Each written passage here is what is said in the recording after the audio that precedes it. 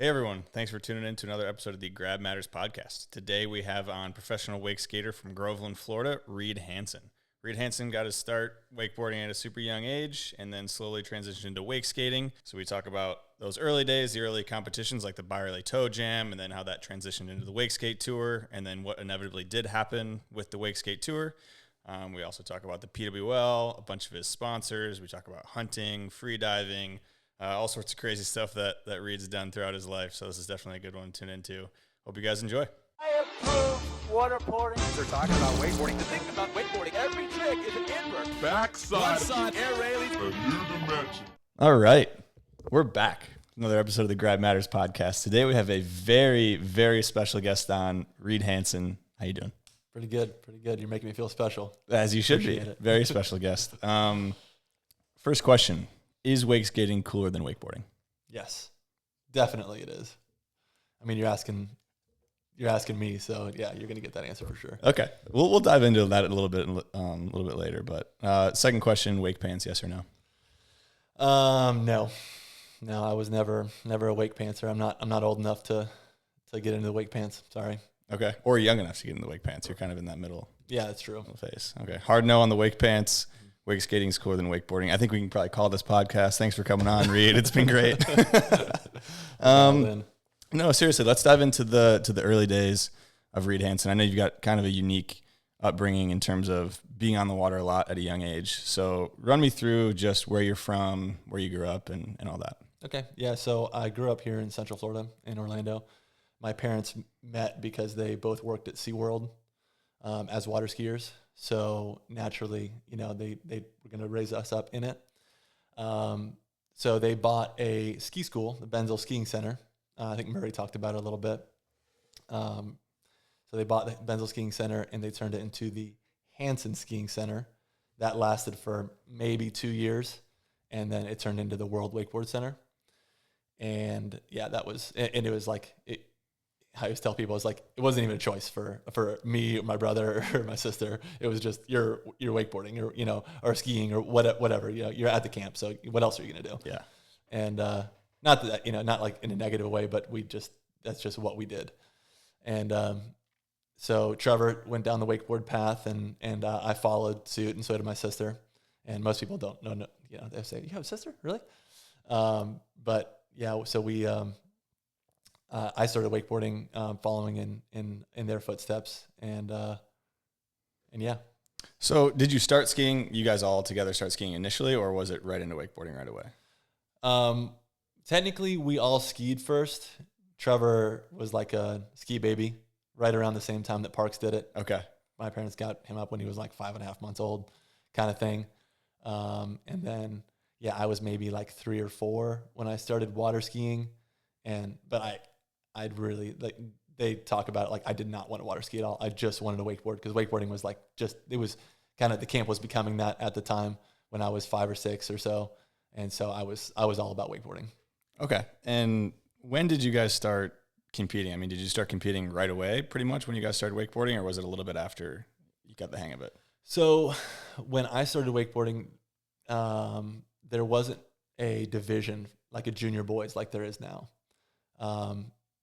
I think that I did like a gravel tour first, in like an intermediate division when I was definitely the youngest. Okay. Because like nobody was doing that young stuff.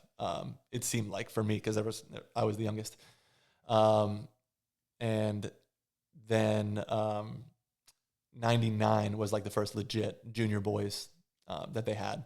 That was my first like big real WWA competition. Okay. How old were you in 99? 9. Okay. So 9 years old.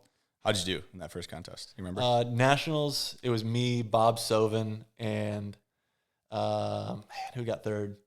Bob won, I got second, and then another kid got third.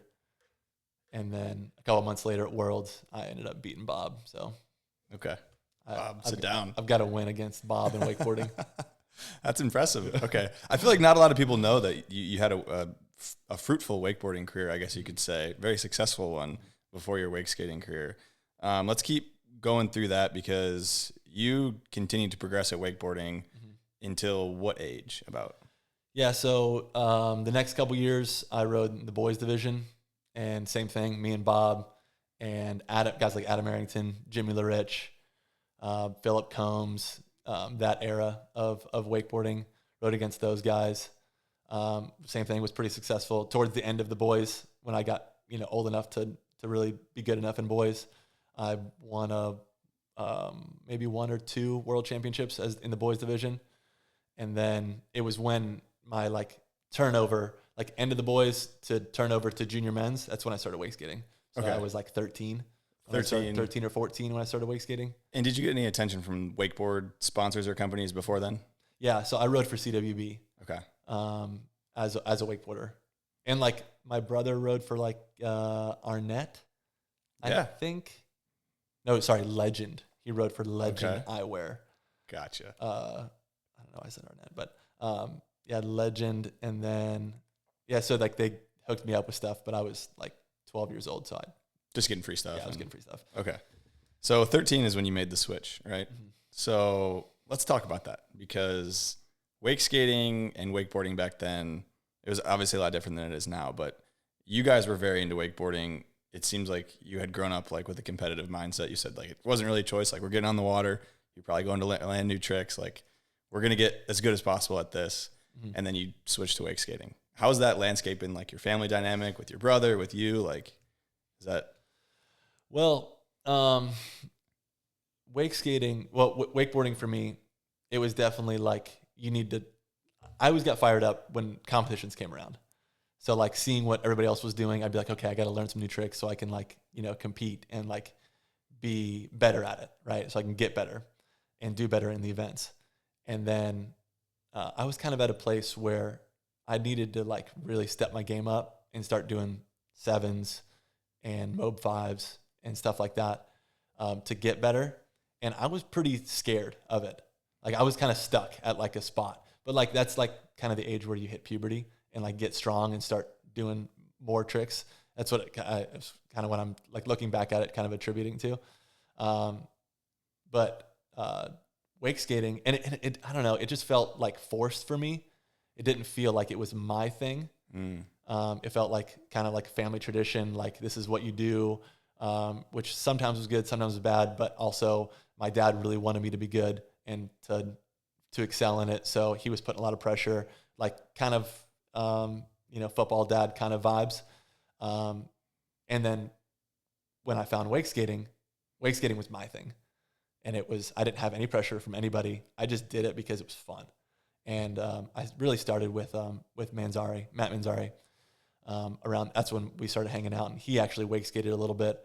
Technically, he wasn't what got me into it. There was a kid that came to the camp, and that was kind of the running joke around the camp, is that I was the camp social director. That was my job title. So I would just keep people happy and just have a good time at the camp. And my parents, a wake skater, came to camp. He was pretty good. His name was Keith Steinbeck, and just random, from Texas. Okay, good dude. He came to the camp, and and my job was to keep everybody happy. So I just started wake skating with him. So every day I'd go on his boat and I would just wake skate. And by the end of the week, I was I don't want to stop wake skating. I just want to keep doing this. Yeah. And I literally, since then, wake skated every day. And I never stopped. And then I met Matt. He wanted to wake skate too. And we just it was all over from there. Yeah, it was all over. So a couple of things with that. You're mentioning that level of wakeboarding going to 7s and Mob 5s. I feel like that is a big leap in anyone who's wakeboarding. That's a substantial growth in skill and, kind of gnarliness when you're learning these different tricks. When you were kind of making that transition to wake skating, it sounds like you had done it a little bit for a couple of years. You were wake skating and wakeboarding at the same time, right? So correct. Competitively wakeboarding, then in your free time wake skating. Mm-hmm. What was it about wake skating? Obviously, it was a lot of fun and it was your thing. Was there anything else about it that you were this is really draws you to it? This is what I'm doing. It was the freedom, I would say. Not being strapped in is just it's a different feeling. And then, I don't know, the Wild West landscape of oh, wait, if I got good enough, I could be the first person to ever do that. And that was I thought that was the coolest thing ever. NBDs. I've always thought NBDs are the coolest. I mean, they are. They are the coolest. That's what never been done before. You know what I'm saying? Yep. So you made that transition into wake skating. What's the competitive kind of scene? Because you're probably looking at that, right? Mm-hmm. Coming from competitive wakeboarding, I'm sure your family's like, are you going to compete wake skating too? Mm-hmm. Like, so what's the competitive scene back then look like for someone like you? There was a ton of contests. There was a bunch of wake skate only events. Toe Jam was kind of starting off. You had to be invited. You couldn't just show up. There was events like Hippodrome out west. There was a handful of wake skate only events, and then like the ones that I was familiar with was like the WWA. So like the Pro Wakeboard Tour had wake skating on it. Nationals and Worlds, they had wake skating at Wake Games, Wake Open. You know, the names have kind of transformed over the years, but yeah, basically the same event. They all had wake skating in it. So it was really like how legit, the events were is up to you, but 10 to 15 different pro events. Quite a few though. Yeah. There's like an avenue that you can go down. Yeah. And what is this is just boat, right? Back then pretty much for most of these contests. Yeah. For most of them. What's the passes looking like trick wise? Well, there was Sea-Doo too. That was a big thing. Okay. Was with wake skate events there was like the PWT was pulled by Sea-Doo. So they would do like the full wakeboard pro tour, and then Sea-Doo would come out and pull the wake skate. Okay. Which was cool. Yeah, that is cool. A lot more efficient too. Right. Yeah. So like what are the trick passes looking like for the majority of competitors back then? You'd be for a wake skate. They did have rails, so you could hit the kicker, and they had a little fun box for the pro tour. This is what I'm thinking. Like my first stint was the PWT, and they called it the wake skate box. It was like a fun box or whatever. And then they had the kicker. So, guys would do shove, 3 shove, inside out, shove indies. And then I think a couple of people had done a kickflip at that time. Okay. But not a staple in a contest pass. Not a staple in a contest pass. Like if you're doing a kickflip, you're probably going to win. And then shoves on and off of the rails, maybe a 360 off the kicker. It would be like the best. Okay. Hit. Okay. In this time frame as well, were there any videos you watched or riders you looked up to, just kind of as those early years as you're getting into it? Oh yeah. What are some names and some videos? Well, I'd like have Sfumato memorized. I can think of when I hear like the song "Hospital," Danny Hampson's section. Like I can picture what tricks he's doing whenever the song is playing. And then fill in the blanks was a big one. George Daniels was like stepping out as like a new tech guy. Like he did I think the first backside flip in that part, or at least the first one that I saw. So that was huge. Me and Matt used to watch that video all the time. Yeah, those were the two big ones. But like pre-pop was another one that we watched all the time. Any other riders like that? Wake skaters, I guess. Skaters, I don't know what you call it. Do you call yourself riders or skaters? Wake skaters, waterboarders. I say riders. Riders. Okay. Any other riders in that time frame as you're getting into it that you're looking up to? And yeah. Well, Tom Sorrell, Aaron Reed, Danny Hampson were probably like the main 3. Always looked up to Grubb. I wasn't quite into at this time. I was like into Sea-Doo, more like flip tricks, tech stuff. So I wasn't like as into the boat stuff, but I like definitely appreciated it. And then Byerly, big time. Yeah. A lot of big names there, both wakeboarding and wake skating. Mm-hmm. When did you start getting some attention on the wake skate side of things from any sponsors kind of coming your way? We talked to CWB about it because I was riding for CWB for wakeboarding. Yeah. For Connolly. And they actually made me a wake skate because their wake skate was just like this tiny little flat deck, and it was pretty awful. They made me a wake skate, but they weren't very committed to like making new wake skates.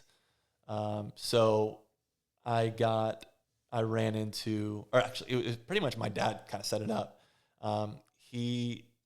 We held a wakeboard event on the 4th of July in Groveland where they did the pro tour this year. My dad did it once a year, and he had a wake skate division, and he got Supra to kick in a couple grand for prize money. So he invited the whole cassette team. I don't know how I got a hold of him or whatever. I don't know. Andy's got some tricks up his sleeve, but they all showed up for this, Wakeskate event. Like they lived, like Aaron lived 5 minutes away on Lake Mineola. So super close, and they all came out, and I rode against them and ended up winning. It was my first win as a wake skater. And Aaron was basically like, dude, like, what do we got to do to get you on cassette? So that was how that relationship started. So that was your first, would you say, kind of your first wake skate sponsor was cassette? Yep. And are you getting some money right away, or what's that? No money. I never got any money from cassette. Okay. They were pretty small. So the cool thing about cassette is Jim Leatherman was a part of cassette. Well, he was like wake skated for cassette. Not the best wake skater in the world, but a super good dude, and like very good friends with those guys. And he worked for DVS. And so he got me hooked up with a shoe deal, and he got everybody hooked up with a shoe deal. Everybody Sweet. was on DVS. And I haven't said that name in so long. Is DVS shoes, is that the right one? I think that's... No, I mean, DVS was shoe Yeah, company. yeah. I don't... I haven't even No, thought they about still them. make shoes now, but yeah. In this story for a long time. So No, you're spot on. yeah, so DVS hooked me up. That was my first paid wake skate sponsor. What are we talking? $500 a month. Okay. So that's pretty cool. Yeah. And obviously, like, as many shoes as you could. Mm-hmm. And are these the waterproof type shoes, or are these still skate shoes? They made a wake skate shoe. Okay. They actually made a legit wake skate shoe. It started as just their normal shoe, but then they incorporated mesh and then like a microfiber, not microfiber, but like a closed cell foam. Okay. So that it repelled water. It didn't bring water in. Didn't get super heavy. And they sold a bunch of them. I know that. I think I had a pair way back in the Did day. you? Yeah. They were just nice shoes. Yeah. They were cool. Okay. So getting some money from little shoe companies, pretty sweet. Mm-hmm. What so that was your first win as well, like pro win, you would say? Yeah. Okay, because I was gonna ask you what your first pro win was, but it's that one. So I wonder if my dad kept the check from that, because he threw the event.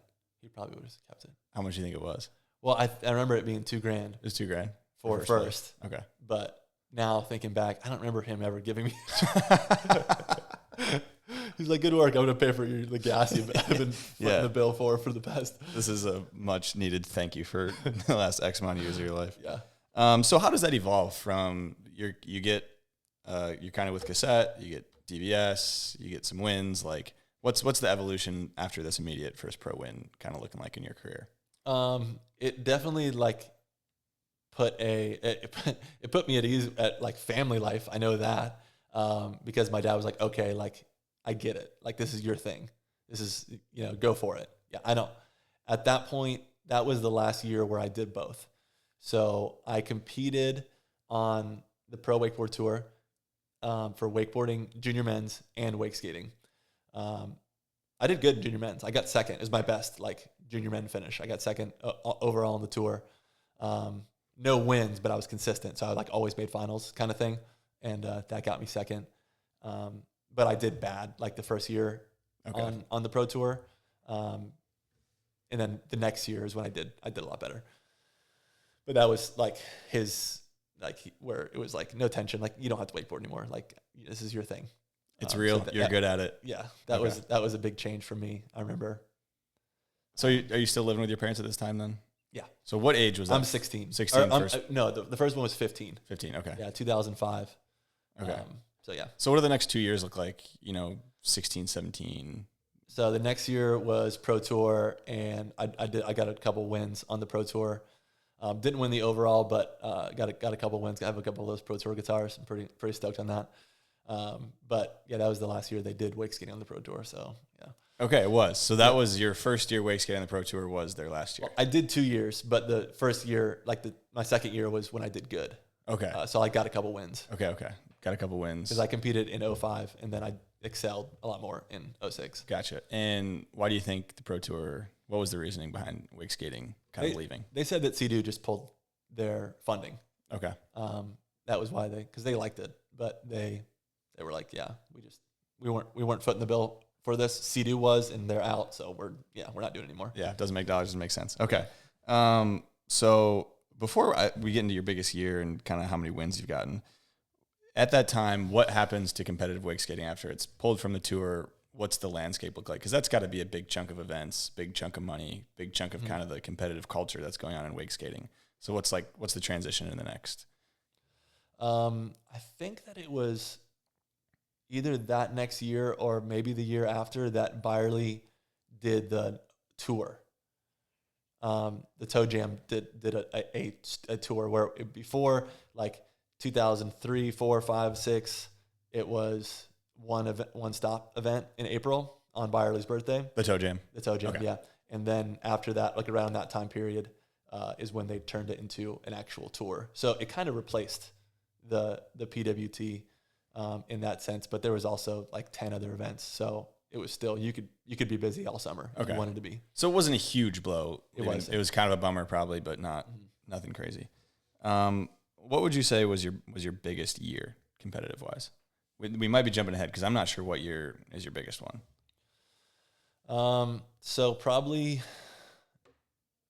that next year.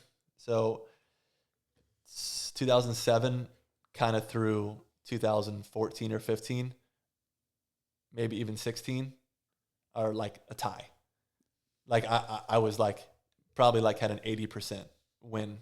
No shit. No matter what event it was. If I was going to cable, boat, or winch. Probably the best was on boat. Okay. But yeah, I had good odds. Good odds to win. Vegas would have been. I would have been hammering money line on Reed Hansen all day. Okay, so yeah, you had stellar years for a long time there. Mm-hmm. What was your your biggest year competitive wise, like purse? Money wise, with sponsors was 2016. Really? Yeah. Okay. And then purses probably would have been 10 or 11 because the Philippines was added in there. They did that big contest in the Philippines. Yeah. And it was $3,000 per event, and there was 4 events. So there was they called it the winch jam, but it was a cable system 2 drop. It's funny that they called it that. And then they did the full cable, boat, and then there was an overall prize. And this was all in the Philippines? All in the Philippines CWC. at one weekend. Okay. And both times I went, I won 2 out of the 3 categories and then got like second on the other one and then won the overall. Okay. So like I'd come home with like 12 or so odd grand, which is big for a wake skater. How do you fly back from the Philippines with 12 grand? How does that work? I got kind of a funny story with that. So I just gave some to Trevor for him to bring back, so I didn't have to declare like over 10 grand. So I would just say I had $9,900, and I did that, and it was in the Manila airport, which at the time hadn't been redone yet. Now it's pretty nice, but at the time it was almost like flying into Newark. It was just not a very nice airport. Okay. And so I was sitting there, and this guy was like, "Oh, really?" Little Filipino guy was like, "Oh, really? You've got 10 grand cash on you?" And I'm like, yeah, just shy of it, but yeah. And he's like, "Where is it?" So he pulls it out, and he starts fingering through it, sitting here in this line, and there's just people everywhere. And I was so terrified. I remember I grabbed my backpack after we were done. I went to the bathroom and just sat in the bathroom the whole time. I was like, "When's the flight?" And I just darted out there and went and got my flight. He was like one of the security guys or something? I was paranoid for sure. I mean, he could have just taken off and run with it. And could have, yeah. That would have been a good payday for anyone in the Philippines. Mm-hmm. What age was that you won that much? That would have been when I was 20 and 21. Okay. So big year, 20 and 21. Mm-hmm. Let's dive back into a little bit on the Toe Jam. We did mention a little bit, but why was it called the Toe Jam? You remember? I don't know. So I watched the video and I think I got it right, but I think it was because it's combining all of the ways that you can get towed. So you're jamming all the ways you can get towed together. Okay. Toe Jam. Yeah. Okay. That makes sense. The trophy was always a disgusting toe with jam, like crust and whatnot all over it. So like I literally thought they meant toe jam for years. Like I don't know where you guys came up with this, but whatever. Oh man. Like I have those trophies, of course, like still, but yeah. They're disgusting. They're like very ugly. Like you wouldn't want to display them, but I do. Like a mannequin foot or what? It's like a toe.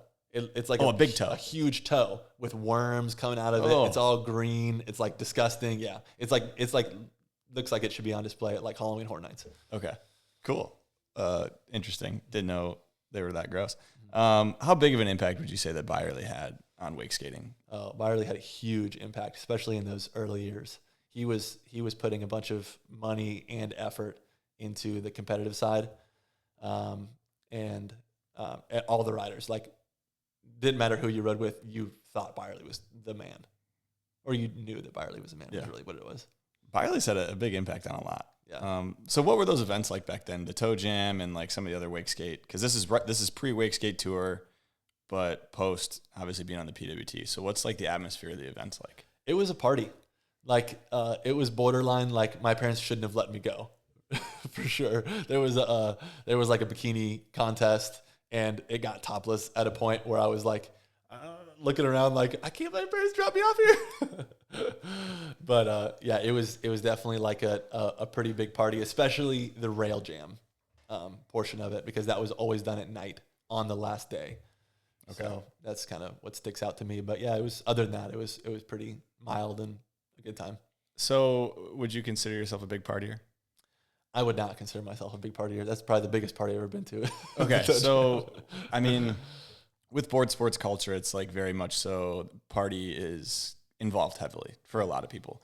Yeah. Was it a bit, I mean, I don't know how to phrase this, weird, or did you feel like you didn't fit in at any point, or was there any kind of ill will towards you because you didn't participate in these crazy parties, doing crazy things, drinking a bunch, all that stuff? Absolutely. Yeah, for sure. I felt that like I didn't really fit the mold of a wakeboarder or a wake skater growing up. That would summarize it pretty well. Like, I felt like a black sheep because most people partied. I think that's why, like, I mean, me and Matt just got along because we were best friends, but we also, both were pretty big into our faith and went to church a pretty good bit, and that's not the way that we wanted to live our lives. So we actively didn't party and hang out in those scenes. So we kind of did it to ourselves, and, So you're winning a ton. Like you're saying, pretty much like an 80% win rate, probably. Is there any kind of ill will from the culture and the core of wake skating or even wakeboarding that's looking at you as like, this guy is not like partying with us, he's winning, and then he's like leaving? Is that, I mean, what's that? You kind of said you didn't feel like you fit in, but is there any more to it than that? I mean, yeah, probably. I would say for sure they would do the after party, and then I would go get on the podium, and then they'd give me a bottle of champagne, and I would like spray it on everybody else and pour it out. I didn't drink it. It was like, they're like, really, this guy is collecting the check and going home, kind of thing. I could see how. Did it bother you at all, or not so much? No, I mean, I was fine with it. I think that a lot of relationships are built in the party scene as far as like sponsors and whatnot. I was glad that my sponsors didn't care that I didn't party. They actually kind of were stoked on it. So it didn't affect me that much, but I know that probably a lot of other relationships could have been helped if I were to just go and hang out at the bars and party with those guys. Yeah, definitely. Water sports in general has always had I don't know, board sports I feel like has always kind of been the counterculture, rebel party scene, drink, smoke, all that shit. But yeah, that's that's an interesting take on it. I was just kind of curious the landscape of it back then, because it seems like most people besides you and Matt, I'm sure there were others that didn't, but the majority did, and that was kind of the culture. Yeah. Let's talk Wakeskate Tour. So this is what the Byerly Toe Jam kind of transitioned into. Am I correct? Yeah. Okay. What year was that around? Do you remember? So 2010, I think, was the last year. Either 10 or 11 was the last year that. Oh, it was 11. Yeah. So 11 was last year. They did the Toe Jam, and it was like a combo deal. It was the Toe Jam presented by the Wakeskate Tour, I think is what they called it. The year before, Silas Thurman and Ryan Dalem helped Ben Horan do Retention. So they got Nike to sponsor this wakeskate event called Retention in Ben's retention pond in his backyard. That's why they called it Retention. And it was a huge hit. All the wake skaters loved it. There was like 50-something riders that showed up to compete, and like I don't know how many others came just to camp and watch. And I was in Germany at another event that first year, so I didn't get to go. But the second year is I went over to that. You know, that was when it was actually tied in with Toe Jam. Okay. And so I feel like Nikes, this is a good time to talk about Nike. Were you ever on Nike or no? I was not. Okay. I was on Fox, so it was conflicting, and right around the time when like I actually kind of talked to Nike a little bit, talked to Silas about it, but Fox was like, we're going to start a shoe line, so we want you to do our shoes. So I was like, cool. Sounds good. Easy enough. Yeah. How important do you think, I guess Fox and Nike, you can say both, were for the wakeboarding scene and popularity of it at that time frame? Yeah, I would say wakeboarding in general, Fox was huge. Wake skating, probably more Nike, you know, because they had a bigger wake skate team. But I mean, Fox had a couple riders as well. Like Fox had me, Dieter Humsch, and Grant Roberts, and Fox was my best paying sponsor. So like they were awesome for my career. What are we looking at? Biggest checks from Fox? Because I imagine the Nike ones were probably pretty big too. Yeah, In the grand scheme of things. Yeah, I don't know what the Nike ones were, but the Fox ones for me, I rode for them for sunglasses, for clothes, and for shoes. So it was like 3 separate deals put into one, and like they called it head to toe, but it was actually it was like 3 different line items because I think that their sunglasses were owned by somebody else or something. So it was kind of the way they paid me was a little bit different. But yeah, like it was like low 2s per month from Fox, and Fox was huge on winning, like racing culture. Yeah. If you're not first, you're last, basically for them, they love a winner. So it was a heavily incentivized win. Like I didn't have a cap on my wins. As many wins as I had, they would match them. And so it was looking really good from Fox. You'd have those low 2s, and then if you're winning a ton of contests, which you were, yeah, and they're matching. Mm-hmm. Okay. Yeah. First, you're last. Yeah. So, whenever I would win an event, and my other sponsors were the same thing. It was like, everybody's like, oh, it's just $2,000. Like, yes, but also I'm getting hooked up from basically all my sponsors for winning this. So it was definitely helpful to the old. It's the multiplier that hits. Yeah, That's exactly. really nice. Yeah. Okay. So let's go back into the Wakeskate Tour. So it started in 2011. What's the landscape of it look like, and where's that first stop? And I guess how many stops a year? Kind of run through the Wakeskate Tour at the beginning. The Wakeskate Tour was 5 stops a year. And you want to get into Battle Falls now? Because this is when I think we might as well. That's probably good timing. Because Battle Falls, Silas came to me after retention was such a big hit. He said, hey, we want to do more stops. This is like end of 2011. We want to do more stops. We're looking for places to have it. Do you want to do one? And I said, absolutely. And he's like, we'll give you like a little site fee, basically a couple grand to hold it at your house. And we'll provide everything else for the event, but you got to come up with the site. So you got to build it and, do it on your dime. But then, obviously we'll pay you a site fee, to be, a stop on the tour. Yeah. So I set out and decided to start doing something, put plans in place in the end of 2011, went and bought a Bobcat and got to it, learned a lot about excavation and digging ponds and, doing all that stuff. So is it just the site fee that you're kind of getting, or are there other sponsors that are saying, hey, you're going to do this project, we're down to help? So it wasn't great.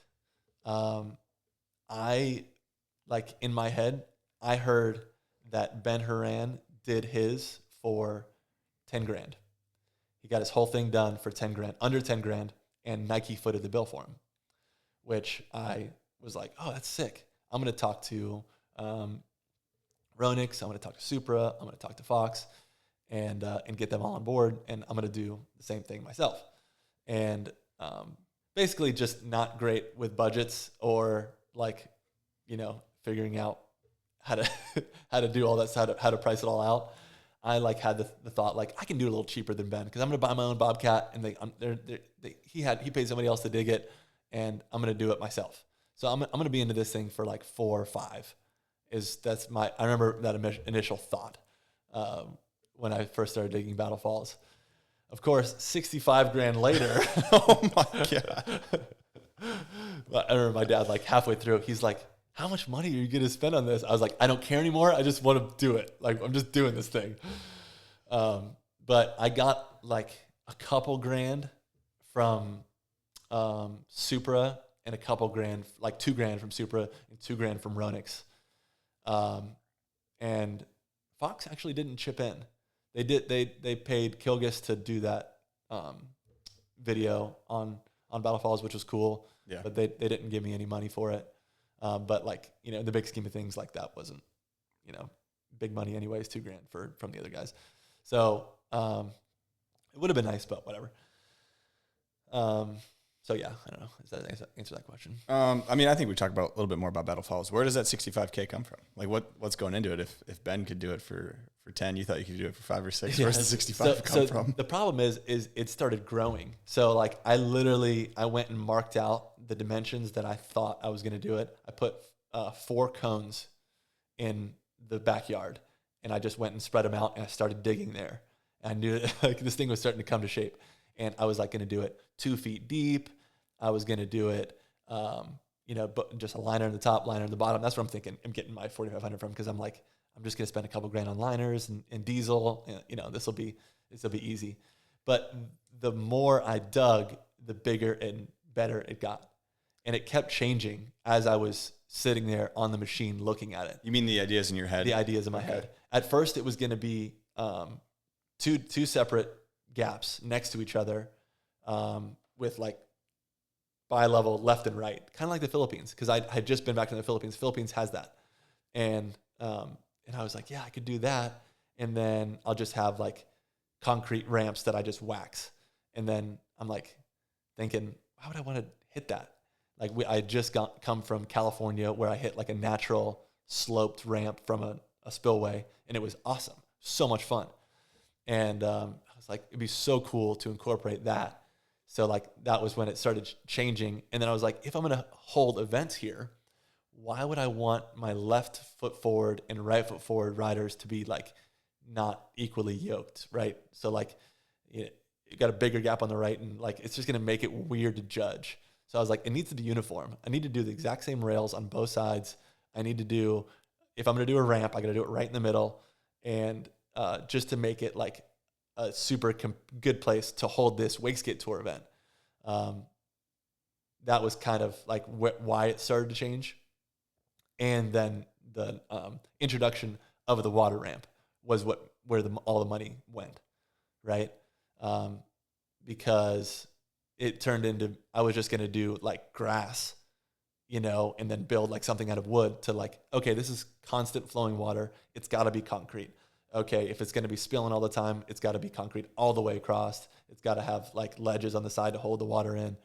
Like it got a lot more elaborate. So I was like, okay, that bill now came to like 10 grand to get those stairs done. Okay, now we got dirt work, a little bit more than I thought it was going to be. Now we got like 20 grand into it.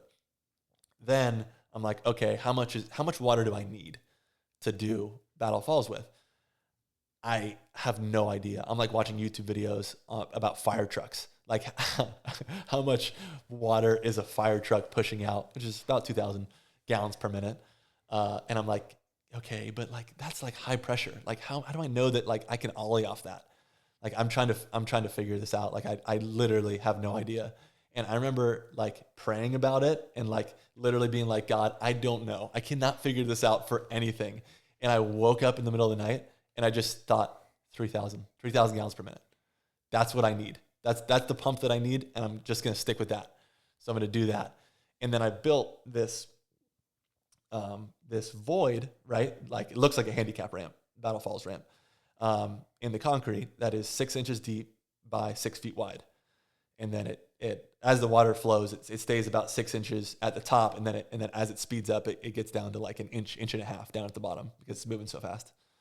And I didn't know if that area was the right amount for 3,000 gallons per minute. It was just like, I don't know, that might work. You know, it seems like that would be hittable. It looks like a kicker. You know, it looks like I could ride up and do something off of it. And it wasn't until 2 days before the Wakeskate Tour when I fired that thing up for the first time and we watched it build and build and build. It takes about 15 minutes to where it's like at full capacity with the pump and that water flowing over. And it's literally like millimeters to the top. Sometimes if like the energy's flowing more, I don't know how it comes from the county or whatever, but it'll flow over the stairs or it'll be like a little bit low. So it's like literally right there. And like, I don't know, I just, hit it, or, God gave it to me, however you want to say it. But it's funny because I met somebody, there's actually a calculation for this. It's called a weird dam, like weird. I was going to say there has to be calculation for it. They do it to calculate spillways for like government projects and whatnot. And I met the Ronix rep, Adam McKay, his brother. That's what he does. That's all he does. He came and rode Battle Falls, and I kind of was like joking around talking about this story. And he goes, well, let me send you the numbers out. I've got it on a computer. And he sent it to me, and it was like 2,998 is what it needed. And like I picked 3,000, which is kind of crazy to think about, like what to look back at it. You nailed it. Yeah. So I guess I'm trying to make sense of all these numbers here. So you're saying 3,000 per hour, right? Or per minute? 3,000 gallons per minute. Is that taking water from the bottom back up to the top? Yep. That's the calculation you're doing? Yep. Okay. Yeah, so it's just recirculating basically. So it's 3,000 gallons per minute flowing from the top to the bottom over that little 6 foot wide. Yep. Okay. That's a big water pump. It's a 10-inch intake and 10-inch discharge, 480 three-phase. Okay. Yeah, 480 volts, three-phase. So backing up to the initial plans of this, you say you jump in the Bobcat with or excavator with 4 cones, and you're kind of digging it up. Is your initial plan to use a winch for this, or to put a two tower system there? I was definitely thinking winch. Okay. But like quickly as I was like developing, like thinking about the ramp, I was like, this can't be a winch. Like we're going back and forth. Like it can't, it has to be a system too. Yeah. And I was good friends with Pat Panakos. So I called him and he was like, absolutely, you can have one. Like you're on the team. Like if this is what you're doing, like we want to be behind it. So okay. Well, that at least helps, because those are what, 12 grand probably back then, or 10 grand or something. They were in the 30s. They were 30s back then. Yeah, they were 34. I guess you're not getting a used one back then either. Built Battle Falls. So you could have been in 6 figures on this. Yeah, for sure. But that's what I tell people is if you're doing it yourself, you're probably going to look at 100 grand back then. Oh, man. You could probably do it for a lot cheaper now, though, right? I mean, yeah. You think? Yeah, okay. I think I could. Okay. So, yeah, I was like into it for 20 at that point, and then the pump itself was 10 with the plumbing. So now we're at 30, and then the electrical to do all of this was ridiculous. You can't just plug it into the wall? I wish I really thought that. I honestly didn't even think about it. I'm like, yeah, power. Just plug in the power and it just happens. Everything's 110.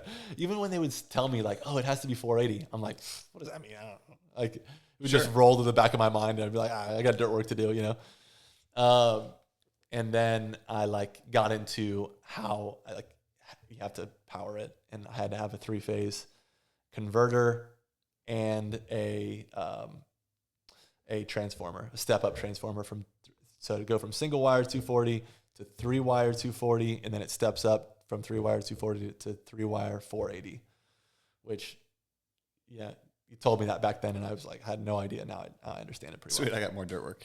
Yeah. Okay, so let's talk about how close do you cut it when it comes to finishing this whole project to the kickoff date of the Wakeskate Tour, or the first stop there? Yeah, it was about 2 weeks before the event. My dad sat me down and he said, you need to tell those guys to cancel the event. There's no way this thing's going to be done. Like there needs to be like a contingency plan to go somewhere else.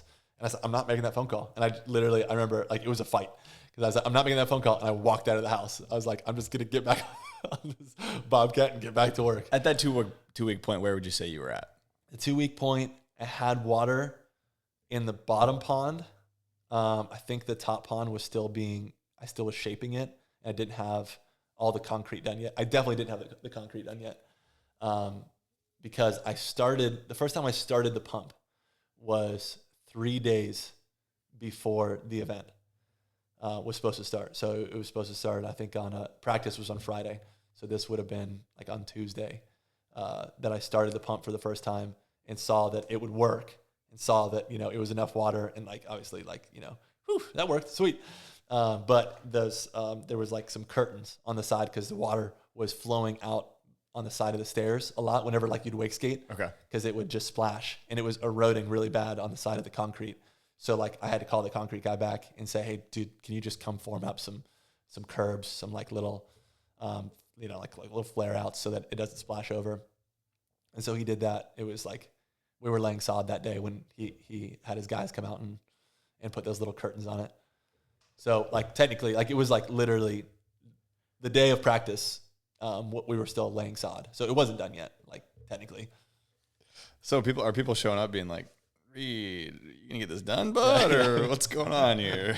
Well, it was funny because like I ended up winning that one, and a couple people were like, "Well, of course you won it. It's yours. Like it's home court advantage." I'm like, I finished last week. What are you talking about? Next year you can say that, but this exactly. year no. Yeah, next year absolutely. This is the home court advantage. Why did you decide to build it at your parents' house? Because that's at your parents' backyard, right? Or yeah. No? Okay. I was flirting with doing what Nick did at the time, and because he was building his for that first year. He didn't get his done the first year. He got his done for the next year, but he bought his own piece of property in the Panhandle. I think it was mostly just money. It was just too expensive. I just couldn't afford to buy a lot just specifically for it. Okay. And I looked around at a couple, and I was like, gosh, I want to do it so bad, but I just can't afford it. Didn't make sense. Okay. What's that moment like when you do? Obviously, it was a close call, but what's that moment like when it fills up? You're on the dock. Were you the first one to take a down and back on it? Yeah. What's that moment like after all this? It was incredible. Like such a blissful, like just so happy. Like this is over finally. This whole project, all the stress is just finally gone, and now I can just enjoy this thing. Okay, so that's the first stop of the Wakeskate Tour that year, or was it not? It was the second. Second, because Byerly was the first stop. Gotcha. Okay, so let's go back into the Wakeskate Tour. That first or whatever, I don't know how you want to say it, but that year of 2011, kind of 2012. It was the first year of the Wakeskate Tour. Okay. Mm-hmm. So what are the purses looking like for each stop of the Wakeskate Tour? Wakeskate Tour was sweet. It was $5,000 for first. Wow. So they did a $10,000 prize, and they would pay out through 16th. That's the way to do it. If you got in 16th place, you were getting your money back. You got your entry fee back. Yeah. And then first place was $5,000. So there was some good money in the Wakeskate Tour back in the day, for sure. Okay. So, and where did that money come from? What were some of the sponsors for that? Rockstar was the biggest sponsor, and this was right around the time I got sponsored by Rockstar the year before. So it also kind of helped tie in this whole relationship with the Wakeskate Tour and everything else. It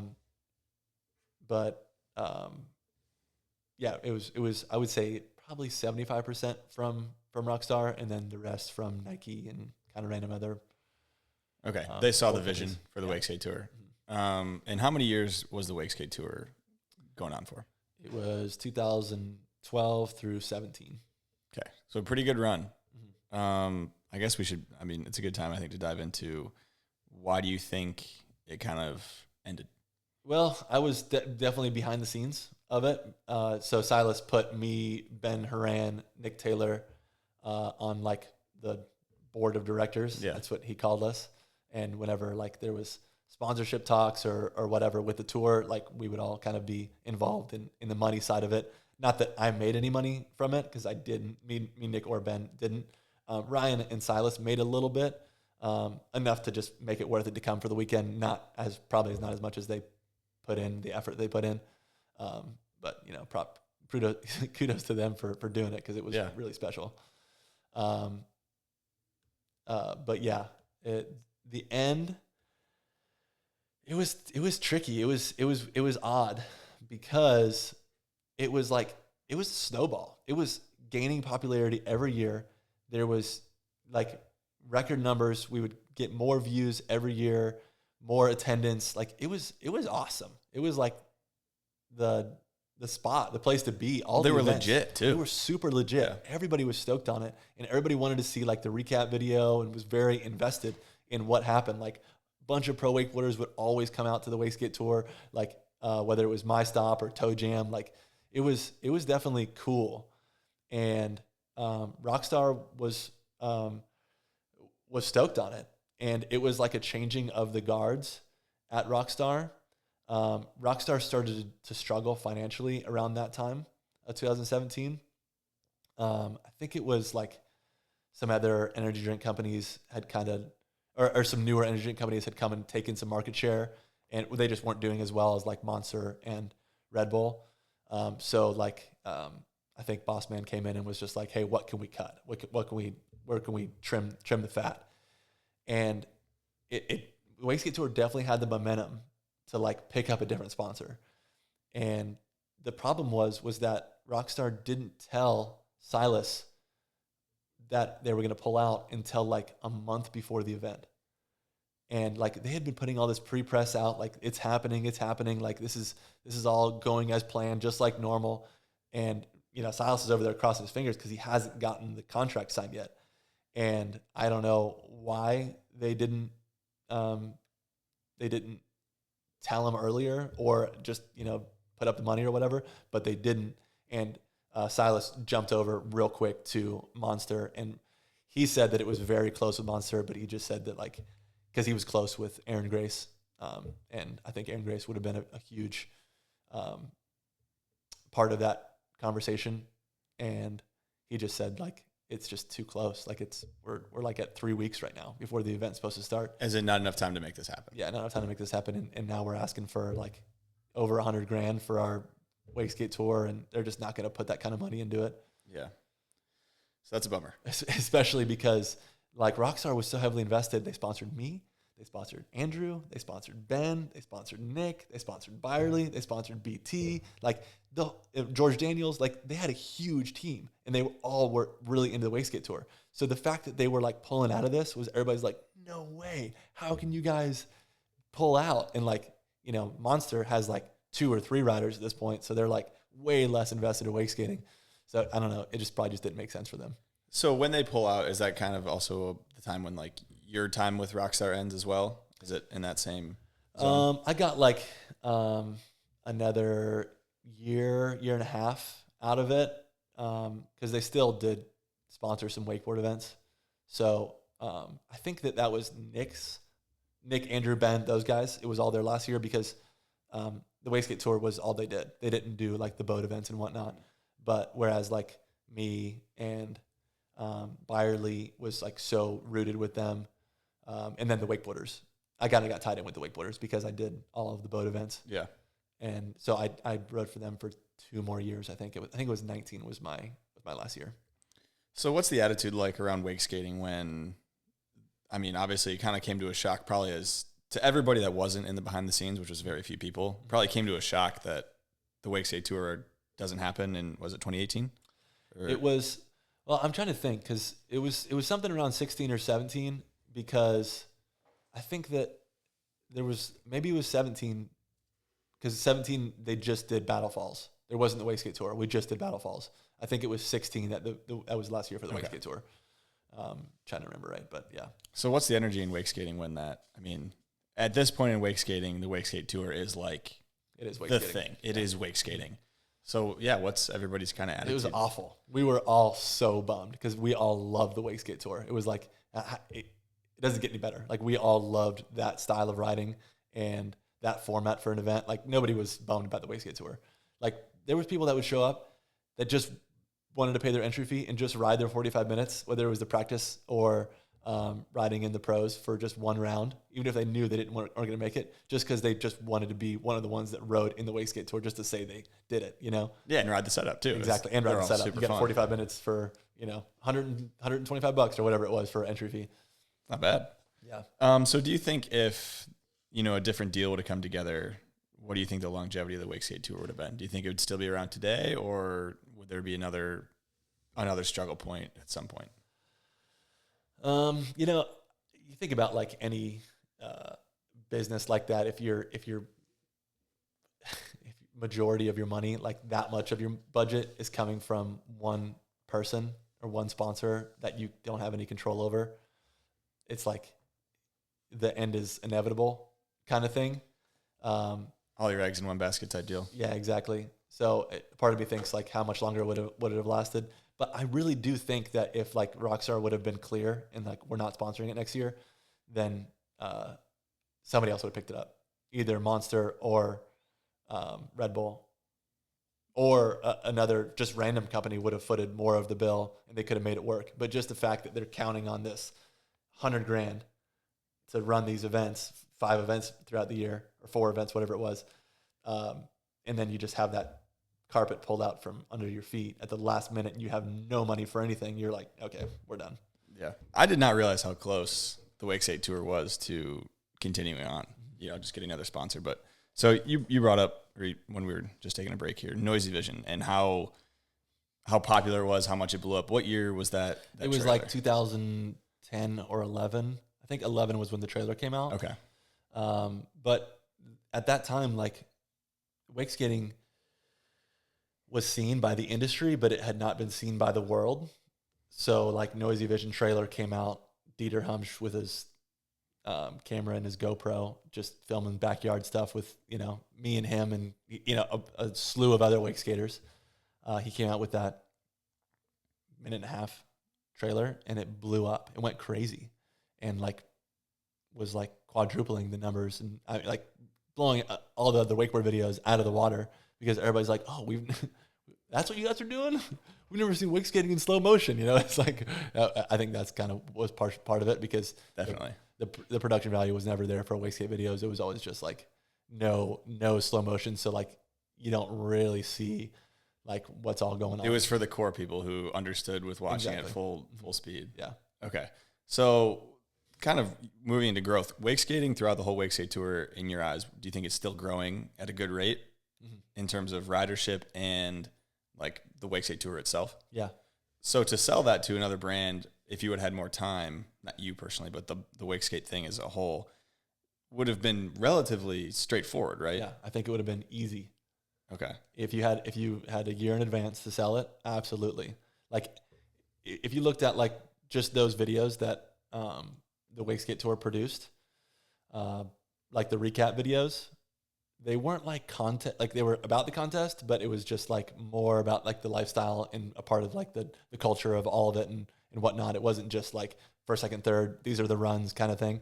But about the whole event, they got a ton of views and it actually, they outperformed all of Rockstar's other videos. They had Brian Deegan doing motocross stuff and it would get 2,000 views. And then the Wakeskate Tour would drop Battle Falls at it and it would get 100,000 views. And it was that was big for back in those days. And I mean, it would be pretty good numbers for one now. For sure. Yeah. So I don't get, because they would say the only thing that matters is the online views. We don't care how many people would show up. But then 1,000, maybe 1,500 people would show up to a very small venue. It looked good because looks like there's a pretty good sized crowd. That's a pretty good crowd for, a wakeboard event in general, and let alone a wakeskate event. And then it would get great views online. So it just didn't add up. I mean, it would make sense for somebody else to pick it up. So what was so cool? Why do you think they did so well? Very beginning, wake skating's cool. Huge fan. Why do you think the videos did so well? Because there's not that many wake skaters in the world. There's not 100,000 people that wake skate watching that. So where do those people come from and why are they watching that video? I don't know. I think they were well done. It was, the production value was good. It was interesting. If you're doing any board sport, you're like, what? Those guys, a lot of people, comments were you can 3-flip a wake skate? Oh, you always saw that. Yeah. My comments were always who, can you 3-flip that thing? Whatever. But, yeah, I think that was kind of the main thing was the newness of it, the wow factor of what is this thing, and it was just they were cool events. Yeah, they looked like a lot of fun, and I think the setups being all different and unique adds to you got to watch the next one. Got to watch the next one because it has the same vibe and it's very entertaining, but it's different. Each one it's not like a tour stop where it's the same wake every single time with a different couple trees in the background. Right. So I think it's a good time to talk about kind of what happened to wake skating. So it seems like this is a pretty big catalyst in terms of the pro Wakeskate Tour. Or the Wakeskate Tour, not pro Wakeskate Tour, but what were other things do you think that led to where we're at today? Yeah. So big can of worms. I would say that was like you said, a huge catalyst. The Wakeskate Tour, because now the sponsors that are behind all the riders are like, okay, so what do you do now? Like, you had this tour that you rode 5 stops in every year and traveled around and competed doing. What do you do now? You know, what the Andrew Pasturas or the Ben Hurans or the Reed Hansens, like what do you what's your deal? You know? No, yeah. So I think that played a huge role. It would probably be similar to like if the Pro Tour went away today in wakeboarding. It would be a big blow, you know. So you know, we still had a couple of events, nationals and worlds and whatnot, but it definitely divided everybody. Like, nobody's been in the same place at the same time since then, as far as like all those old pros. Yeah, for something that's dedicated to wake skating too, where it's very much so wake skate oriented. Do you think, I've heard from some people, and I don't know if I've had this thought a little bit and maybe not, but do you think all the private setups have contributed at all to the lack of people coming into wake skating, at least in America? Yeah, I mean, it definitely could. I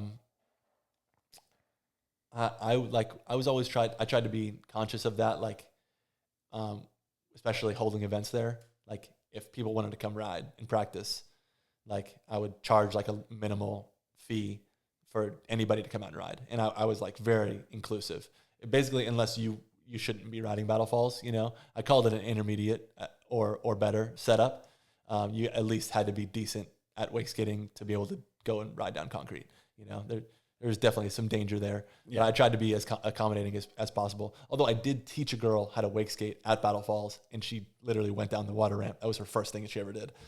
And she did it. So that was kind of cool. But yeah, other than that, it was mostly just decent riders, you know, that were really trying to compete.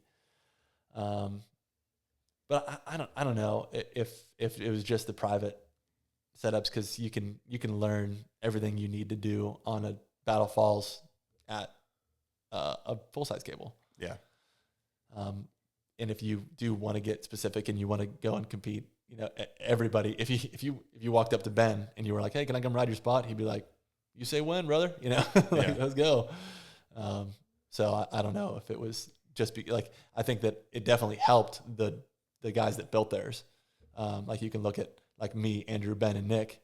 We're probably the most winningest on the Wakeskate Tour because we all had our own setups. It's like we got to practice, you know, a lot more than everybody else. Yeah. We didn't have to make phone calls. We just went out in the backyard. Interesting. So I'm trying to unpack wake skating, because in the height of the Wakeskate Tour is super, super popular, mm-hmm. right? And then now we're in 2023, several years removed, and wake skating, you know, where would you say in your words wake skating is at right now? Yeah, definitely not where it was in 2016. I think that wake skating is still, like, obviously it hasn't got uncool. Like, it's not like wake skating isn't cool anymore. Everybody still respects wake skating. Everybody thinks it's really cool. There isn't the same money behind it to push riders to do crazy stuff, to film videos, to, you know, go to events, to learn new tricks, go do NBDs.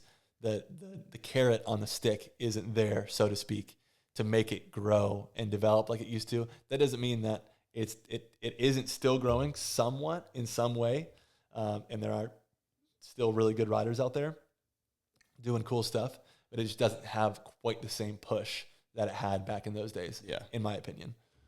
Do you think getting away from wakeboarding was a good thing or a bad thing for wake skating? It sure felt like a good thing at the time. I never cared. I was friends with the wakeboarders. I grew up as a wakeboarder, so like I didn't really like identify as like, I guess I was only a wake skater, but I was like, my brother was a pro wakeboarder, and I was like very good friends with all those guys, so I wasn't like, no, wakeboarding's for losers, whatever. Maybe every once in a while with my wake skate friends, but but yeah, I would say that a big group of wake skaters were very much like that, where like they did not want to be involved with an event if it was tied to wakeboarding. Why? I don't know. I don't really get it. I think it was just like a core thing. Like they just wanted it to be its own. They wanted it to be skateboarding. And where like skateboarding and snowboarding, they're two different sports. Yeah. They wanted wakeboarding and wakeskating to be two different sports, where I feel like they're so closely related that they kind of have to go hand in hand. Well, you skate in the summer and snowboard in the winter, and you wake skate in the summer and wakeboard in the summer. Yeah, exactly. On water. So, yeah, I could see why you'd want to be separate, but to me, I don't know. They're just very similar, like very, very similar. Obviously, wake skating, as you said, is much cooler. Do you think it was almost thinking that wake skating was too cool for wakeboarding, too core? Maybe. Yeah, I would say it could have a big, could play into it a lot. Especially with some of the riders, being like so anti. I remember that about some of the riders not wanting to take the Rockstar money. I remember here, I don't know like that it like is the total accuracy of it. It's just more hearsay. But I remember the Pasturas, both of them, kind of holding out because they wanted to ride for Red Bull, which is like, who wouldn't? Like Red Bull's awesome. I love Red Bull. Yeah. But I remember like Rockstar like throwing money in their face, like, dude, just ride for us. Like this, we can pay you well. And them being like, like that's not, it was just totally their prerogative. Like it's not our image, which Rockstar wasn't my image either, but like it was Gotta pay the bills. Gotta pay the bills. That's right. So I don't know if maybe some of that core, a little too core. Yeah, I was playing into it. So I've heard that in the sense of like you don't want to be on a energy drink brand because you don't believe in what energy drinks do. I've never really, I'm sure it happens all the time, holding out from one to another, but it's definitely an action sports thing where you get into a place where you're so core, and there's totally good valid points for not wanting to ride for an energy drink company, whether you think they're unhealthy or this, that, or the other. That's totally fine. But like you're saying, you do have to pay the bills. So would it have worked out better if Red Bull would have come and given him a deal? Probably. But also you can hold out forever and then all of a sudden you have $0 in your pocket. Right. So do you think that nowadays wake skating, wakeboarding still should be together at events? I think it makes sense. Okay. For them to be together. At a Battle Falls style event, probably not, because wakeboarding is kind of silly on Battle Falls. It's not a very good wakeboard setup. It's too small. It's not like, I don't know. There's not. Yeah, no, it definitely doesn't. There was one wakeboarder when I owned it, when my parents owned it, rode on Battle Falls, and it was one of my best friends, Ryan Anderson, and I had just got done with one of my first sets on Battle Falls, and he goes and grabs his wakeboard and straps in and starts taking some laps. And he goes and ollies the gap, comes back up, ollies off it, and then comes back down and does a railie down the drop. And then he comes up and does a butt dragged scarecrow off the ramp. And I was like, Ryan, no more. This isn't it. Literally, that was it. I did not allow wakeboarders. No other wakeboarders after him. On the, yeah. No wakeboarders would really want to ride it that Exactly. badly, right? It was so small. what was the point? PWL. What do you think about the PWL? Professional Wake Skate League. I think it's cool. I think it's kind of like a similar branch, I would say, almost off of the Wakeskate Tour. They're kind of doing some really similar stuff, and I have enjoyed watching some of the live feeds that they do. Yeah, definitely. It definitely feels like a similar vibe to the Wakeskate Tour. I haven't been to one. Why is that? Well, like you said, you got to pay the bills. After the 2016 season, this is kind of going back to my story in this. After 2016, Wakeskate Tour went out. Rockstar said they were pulling out. Fox said they were pulling out of Wake. So they dropped me. And I rode for another a phone case company called Hit Case. And they paid me pretty well. And yeah, what was the Hit Case like? Those bills or those checks, not bills. Well, it was just so random because they were nothing as far as in the sport. I just found them. Somebody tagged me on one of their Instagrams, and then they just said, "Oh, you'd be a perfect ambassador for us, whatever." And then they were like, "Yeah, we'll give you $1,000 a month, and then winning incentives and whatever." And So I didn't have to do anything for them. So it was like definitely a great deal for me. And then they pulled out of pretty much everything. They almost went out of business. I They're think like a startup or something from case stuff. They were doing really well, but I think it was the changing of the phones. Like the phones changed so much that they couldn't keep up with changing the case that often. Yeah, that makes sense. It was a cool concept, and they did well in the beginning. But and the phones went waterproof. It was a waterproof case, you know. So why do you need a waterproof case now? You already have a waterproof phone. So I lost Fox and Rockstar, and then the tour went out, and I went from 16 was my best year in wake skating as far as dollars and cents goes. And the next year was my worst year. It was like probably a third, maybe half of what I made, closer to a third. And I was like, oh, time to grow up.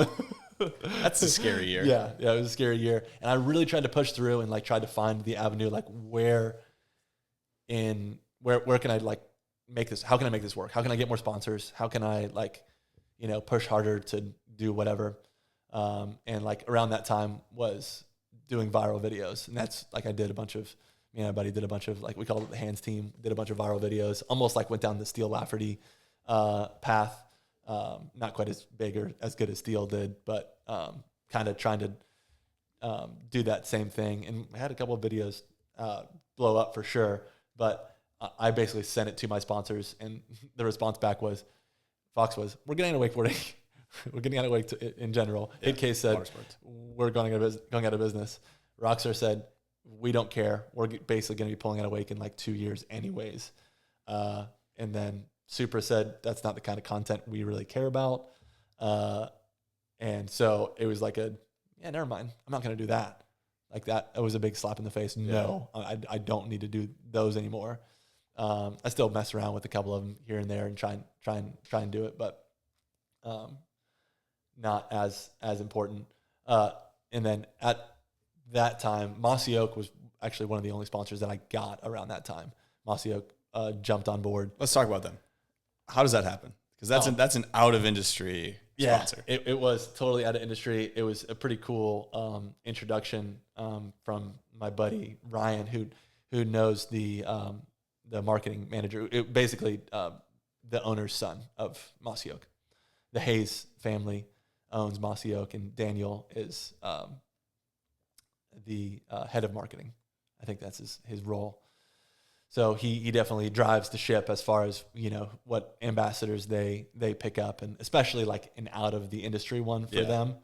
But they have like sponsored throwing stuff at some baseball players, some football players, some skateboarders, and stuff over the years, and they got plugged in from a friend of mine. Actually, it wasn't my friend. It was just a guy who knew that, hey, if you're looking for somebody that's into hunting, that's in the wake industry, look no further. This is your guy. This is your guy. He is not shy about it, and this is like, I would say, I will wake skate as long as my body will let me, but I'm gonna hunt for the extended period of my life, every chance that I get, basically. I love hunting and always have grown up doing it. But they out of the blue hit me up. It was basically like the phone call was, hey, this is so-and-so from Mossy Oak. And I'm like, this can't be real. Come again? Yeah. And then they've been on board ever since. So you're still with, you got a hat and a shirt, I think, that say Mossy Oak. So.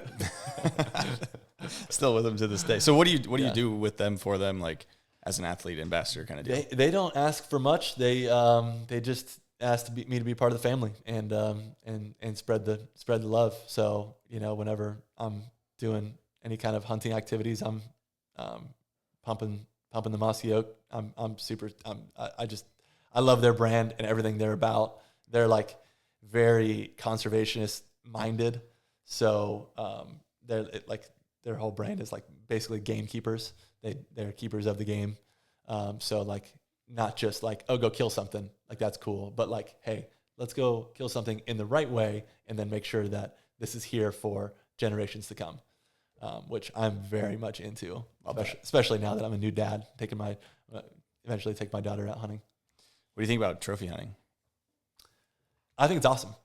I think trophy hunting is cool too. Even like African style hunting. I've been to Africa and hunted like this last year was 2021 was the first year I ever went, and I never thought that I would go, but the opportunity like presented itself, and it was very affordable because of like past COVID prices. Had some friends over there. My wife knew some people over there that hooked it up, and yeah, it was eye opening. Like I had a little bit of astigmatism, like, is this what I'm into? And I was pretty blown away. I was pretty stoked on it because of how much it helps that area. Like those Financially, you mean? Financially, yeah.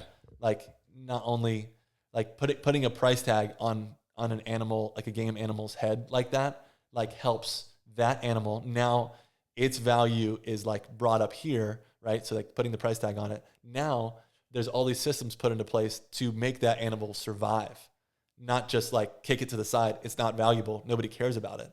Now that there's a hunting value on it. Now everybody wants to keep it. Everybody has a vested interest in. Everybody has a vested interest in now protecting that animal, because now it's like a resource instead of just like an animal that lives there, which it's not as much of a resource if it's just, it isn't a resource at all basically for them if it just lives in Africa, right? So that had never really thought about that side of it. Just think about in America, like how big the whitetail industry is. It is absolutely insane how big deer hunting is in America, and kind of in that same stigmatism, like so is trophy hunting, big game trophy hunting in Africa. But yeah, I don't know. Your question was kind of broad. Trophy hunting is on. I just feel like it gets a bad rap. I don't know anything about it. On every aspect, like, whether a whitetail can be a trophy, a bass can be a trophy, a gator can be a trophy, there's everything can be a trophy. I think that basically if you're taking a picture with it and putting it on your wall, then it's a trophy for you. True. And that can mean a different thing for different people. Sure. I have a bunch of dead animals on my wall, so I do a lot of quote unquote trophy hunting. You do a lot of killing. You've killed a lot. Yes, I've done a lot of killing. I got let's do a quick power ranking. So power rank these 5 water sports: wakeboarding, wake skating, water skiing, wake surfing, and kiteboarding. Kiteboarding. Kiteboarding. Yeah, kiteboarding is definitely last. Okay. I'm not. I've never been kiteboarding, and I'm not crazy about it. I would say wake skating's in first. Wakeboarding is in second, and man, I don't know. Skiing's pretty cool. It is pretty cool. I like the skiers. You go fast. Yeah, I like to go fast. They eat shit. Yeah. Sometimes. I like the intensity of it, and like a younger me definitely would have said wake surfing because it's like more of like vibey. Hang loose, brah. Yeah, exactly. Like, who cares about the institution, brother? But slalom skiing is like, you got to be a totally different animal to be into that. And those guys are committed. 100%. So they train hard. Third for water skiing. skiing. I would say water skiing and then wake surfing. Not that I don't like wake surfing. I wake surf a lot more than I ski. I don't even ski very often. I would rather watch skiing as far as visually goes than wake surfing. And I do like watching wake surfing. So it's not like I'm throwing shade at wake surfing, but I would say those are pretty close. But water skiing's pretty safe. How much do you like watching wake surfing? On a scale of 1 to 10? Yes. I would say a 5. It's pretty high. Yeah, it's the boat. It's like, yeah, it's middle of the road. It depends on like who's riding and what's being done. Like, true. I do some wake surf judging, and when I judge, like the top pros are very fun to watch. They're very impressive. Like a guy like John Ackerman, like Noah Flegel. Yeah. Noah Flegel, John Ackerman, Jet Shreds. Especially I always come back to John because he's so intense. Like he goes so big. And I think that's what wake surfing needs is like a little bit more intensity. It's just like so mellow back there. If you're just like dancing and just doing shoves and you're like are super mellow with it, it just looks like what are you doing out there? But when you're getting good pop and like doing your tricks really high and legit, like John does, I think it's really impressive. It's a hobby, and you need people to make it look like a sport. Maybe is kind of what I'm hearing. But why didn't you get into wake surfing a little bit more? Because you did pretty well at some events wake surfing. I tried. I really did. And that was like also me trying to like grow with my sponsors and like figure out what's next for Reed Hansen Inc., as they say. And I put like a solid 2 off seasons into just wake surfing. I would say that the difference was, I don't know. It was just like I always had so much drive. Like I wanted to wake skate, and when I wake skated, it was just so obnoxious how much I rode in those early years. Even like going up to like 2012, 13, 14, like I would ride 3 to 4 times a day, and like hour set minimum. Like I would ride for so long, like so much gas money was spent just out there getting after it. Where wake surfing, like it was like I like had to make myself, and I was like pulling teeth. Like you got to do this. You got to figure out like the next steps of your life. Kind of like mental talk through. Like you got to want this, you know. Kind of forcing it. I'm like looking in the mirror, like you got to do it. You got to get this 9 shove. You got to get it. You got to. And I did get better, but it was just I never wanted to. Like I explained it to Matt. I remember when he was asking me about it, because he wasn't into wake surfing at the time. It was like I would land a new trick, and I would just like look back at the boat and just be like I didn't even like it. Like I didn't even like to land a new trick, you know. Like it wasn't like it didn't feel the same as when I landed it on a wake skate. I don't know, but it's just I think it's just because it is so much more mellow. Because I still do go wake surfing. I like enjoy to wake surf. Just not for a competitive part of my career type thing. Yeah, exactly. And it's like, it's more of a leisurely chill out. Like everybody's on the boat. We're having a good time, you know, go out there and throw some shoves around and have fun. Yeah. Get that. But to do it for a career, I was like, I don't know about this. Selling your soul maybe a little bit. Yeah. So I talked to some people that are close to you. I talked to Matt, talked to your brother. And I do have a question from Bobby Sutherland, who runs the Pro Wake Skate League. And he's wondering if anyone's ever broken a pool cue over your back. Over my back? Or did you break a pool cue over somebody else's back? I've broken several. Several? Yeah. It was like very young, 13, 14-year-old Reed, social director at the camp. Okay. Beating the students with pool cues. It was what it sounds like now. It was actually... Did I do it to Bobby? Is that what he's saying? No, Bobby was there. Bobby was there. It was New Year's one year or something? Okay, it was another kid. Yeah, his name was New York, and everybody kept paying him to do stuff. His name wasn't really New York, but we called him New York. That, yeah. It happened a lot in the camp because it's like, where are you from? New York. All right, New York. Yeah, whatever. But he got paid to snort a line of pepper. And like it was like one of those nights. It was getting loose. We had like an old busted pool cue. Or the stick is the cue? No, yeah, same thing. Okay, yeah, he basically everybody like talked him into it, and then I just smashed it over his back. Ouch! It was awful. He had like this huge, like it looked like a paintball welt, but a line all the way across his whole back and across both his arms.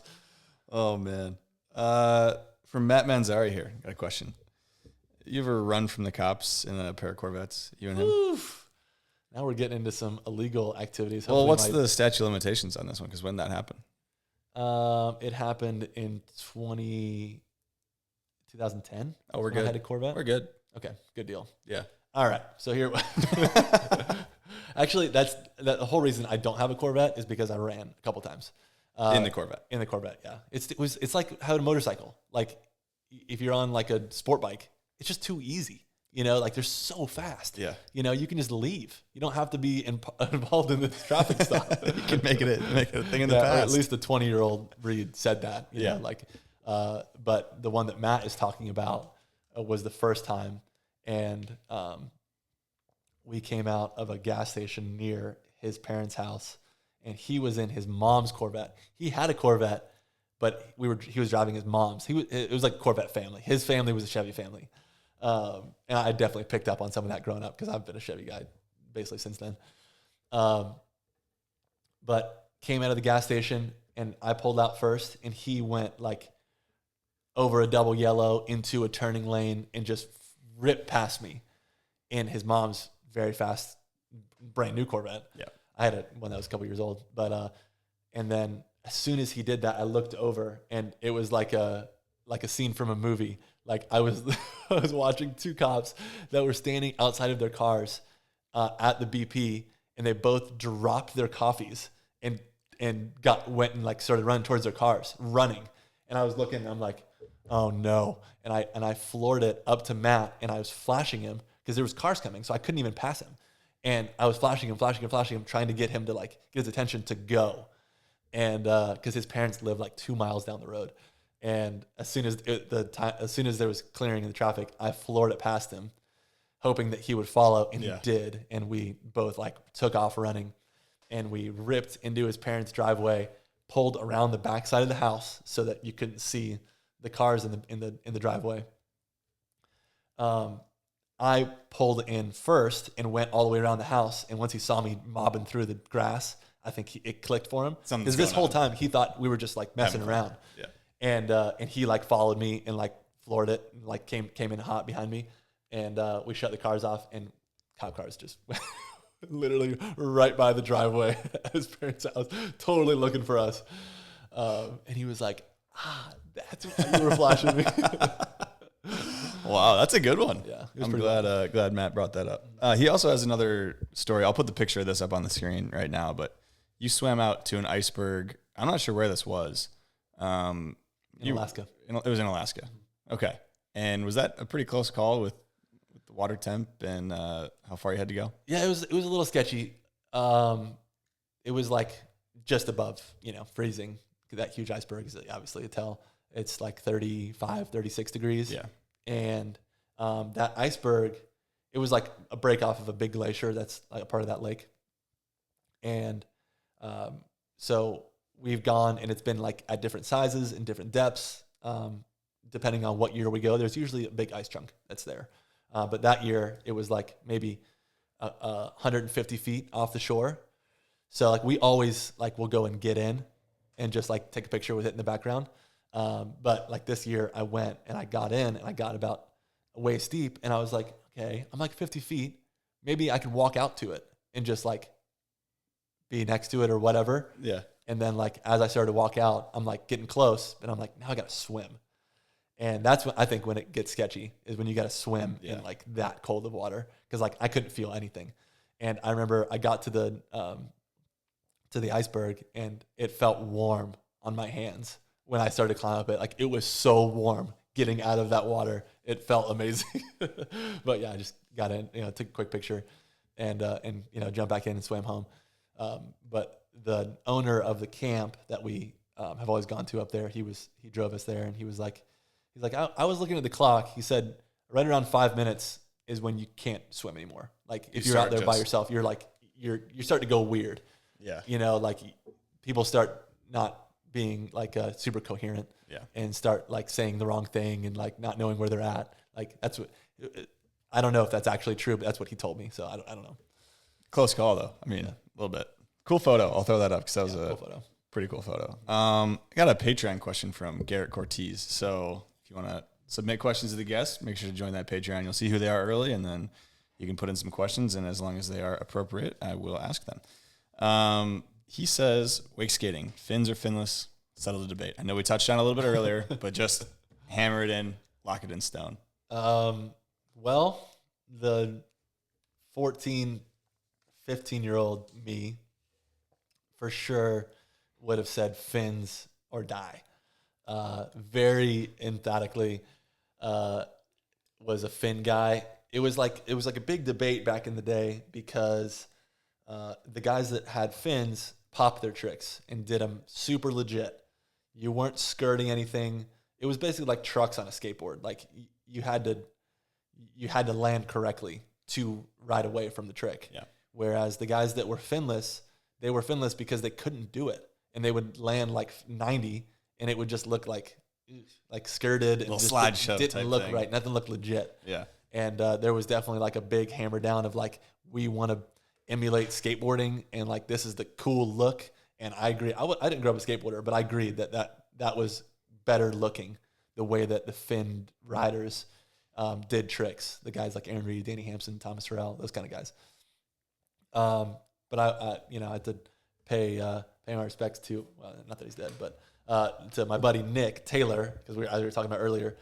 I think Nick like bridged the gap on that debate, because he did not ride fins ever, but he did his tricks super legit. And it was like, oh, that's what we're looking for. It's not that you have to do it with fins. You just got to do it legit. Yeah. You just got to do it right. Why are we messing around, not doing it right, whatever. So, yeah, shout out to Nick for that one. We're talking about the thing that doesn't actually matter. Just land it, stomp it, do it legit, and we're all right. Yeah. Fins or no fins. So you can go finless is what you're saying. Yeah, so I switched over, actually. When I built Battle Falls, I couldn't ride. I started for a little bit riding one fin, but then I had to like think about Going back up. Yeah, going back. Yeah, going up. So I had to think about like where my fin was all the time and where I was landing, and I was like, I don't get how people do this. What do you think about nubs? I like nubs. I've used nubs in the past. I don't really like how the board rides with them. On the water, you mean? Yeah. Yeah. It doesn't ride great. There's a lot of drag, so you have to land differently. So I had some that were pretty good, but I didn't really like how mine rode. So I just kind of steered clear of them. And the tricks that I really wanted to do didn't require nubs, so I kind of Omitted them. Yeah. Okay. Talk to your brother, and you and him have obviously spent a lot of time together on the water.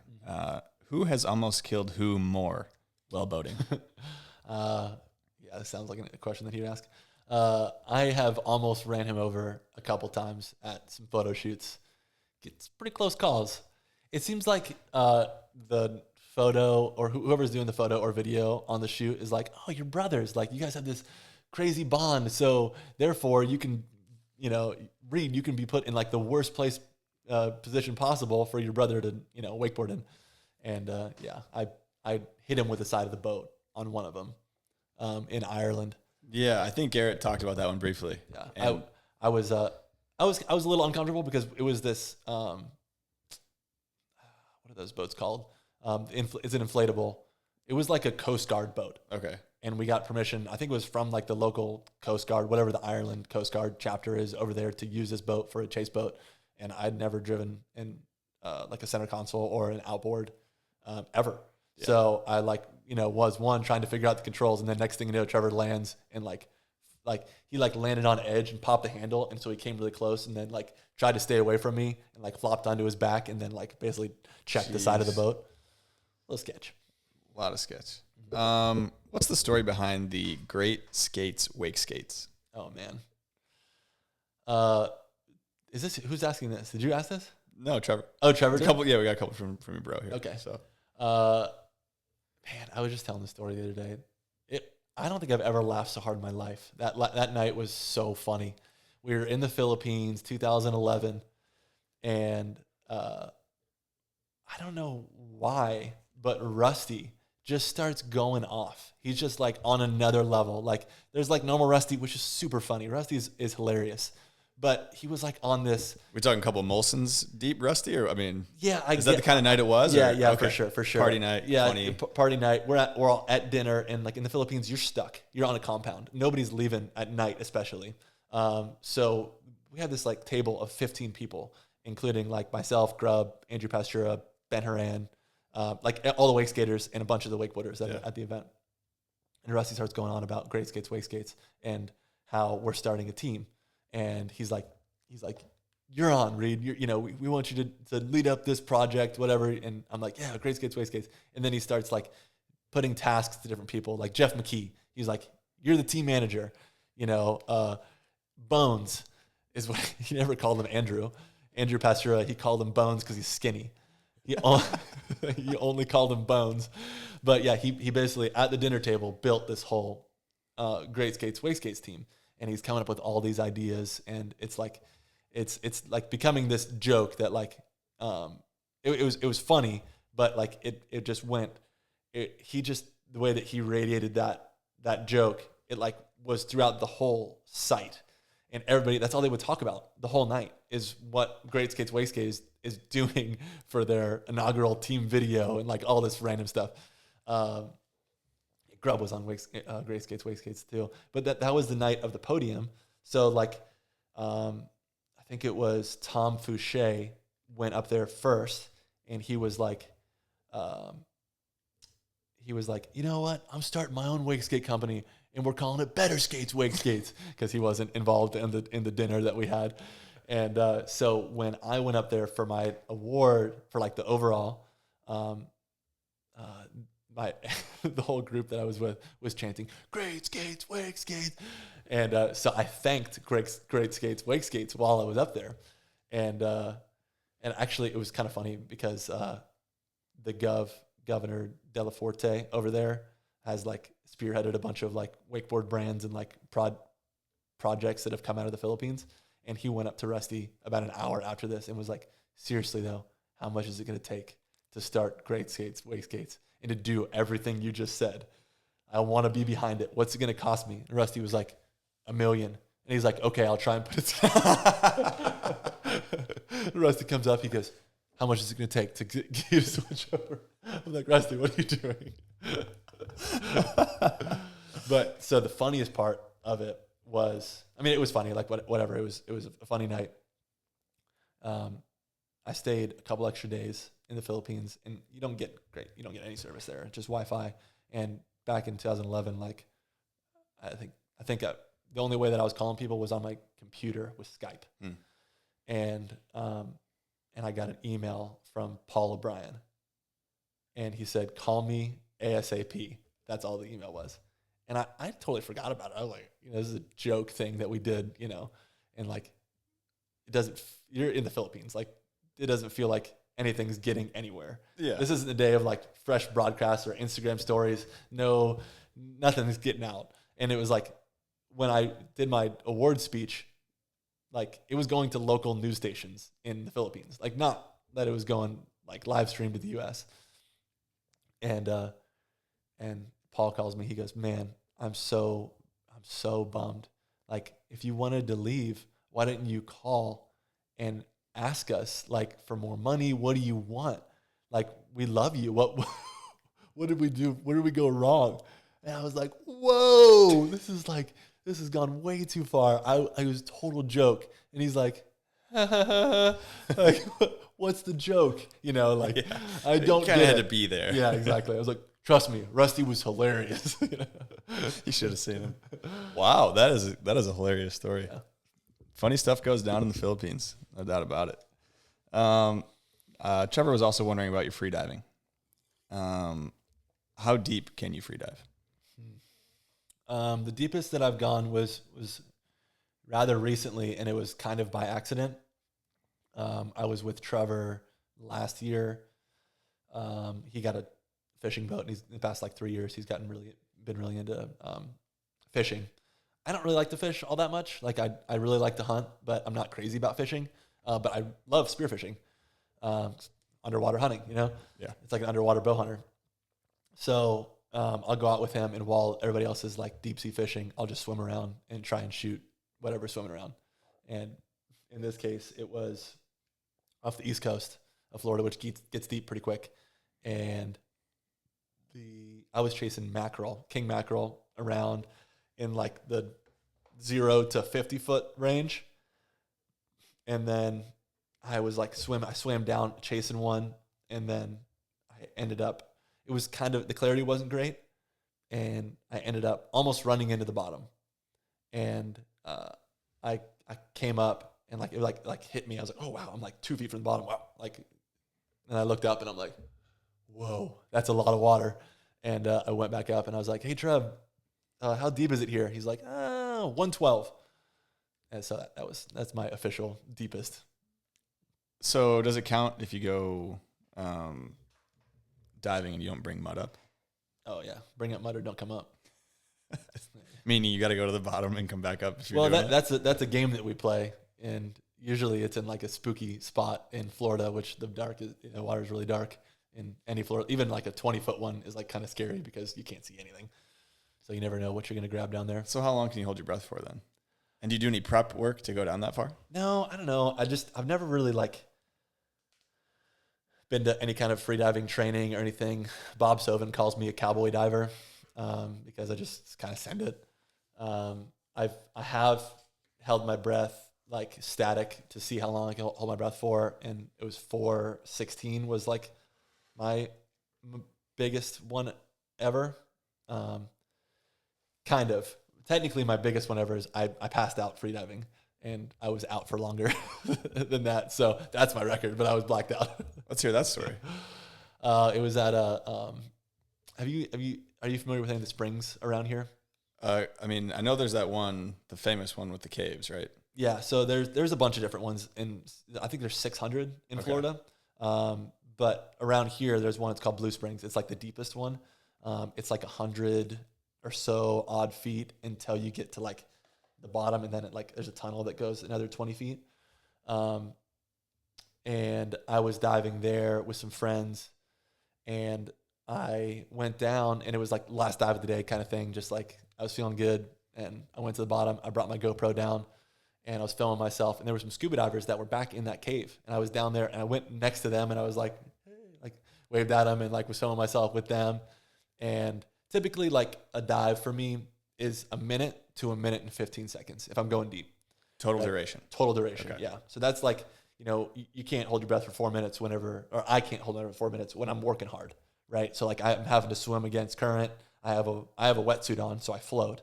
I do have some freedive fins, and but you are having to fight some stuff. So yeah, minute and 15 max. And I was down on the bottom, just like kind of kicking it, messing around, knowing this was going to be my last dive, trying to savor it a little bit. And I looked at the GoPro because it's keeping time, and it was, I think it was like 145, and I was at the bottom. And I like remember the feeling like, uh-oh, I need to go up now.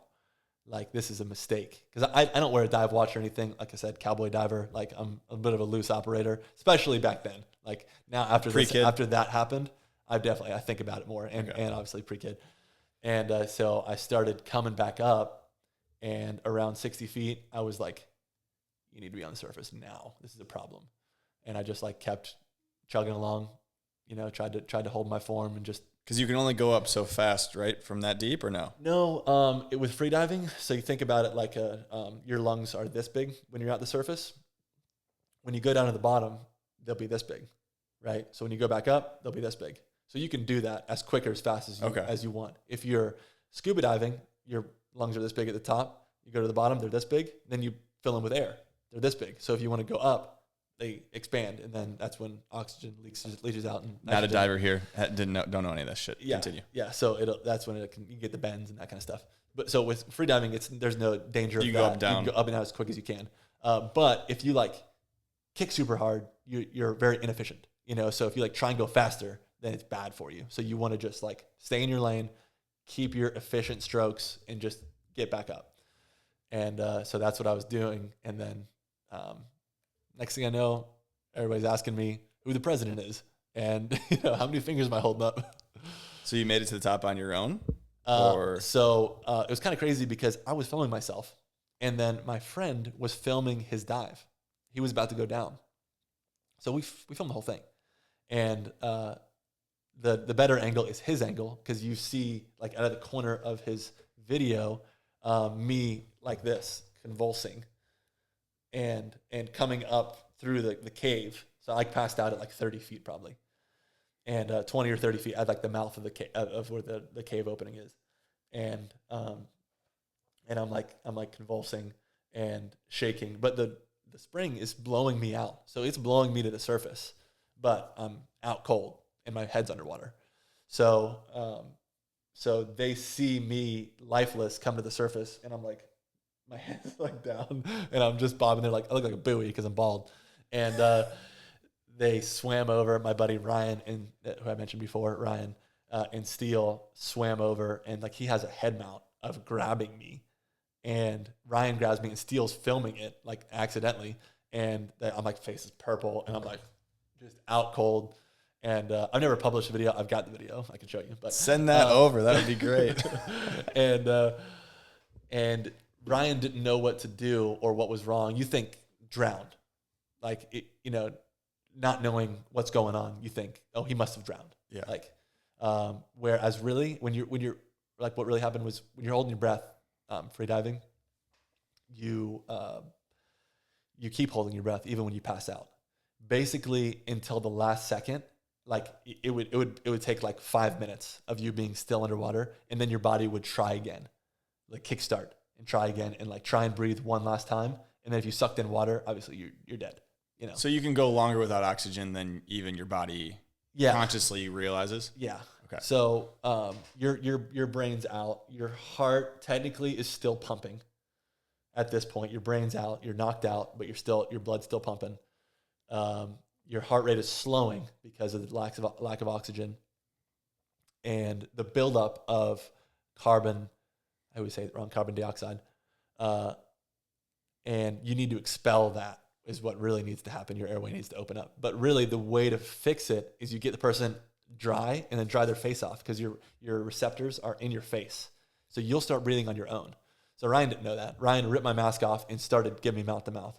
Started making out with me, which like he gave me a rescue breath is what they call it, right? So he just like blew in there, and it actually kind of helped because it opened my airway for a second, and you kind of hear me go like that just for like very brief moment. I'm out. I have no idea what's going on, but very brief moment. Like that did happen in the video. And then right after that, Steele rips his GoPro off, and you just hear commotion, as I get carted up onto shore where they're trying to, get me back.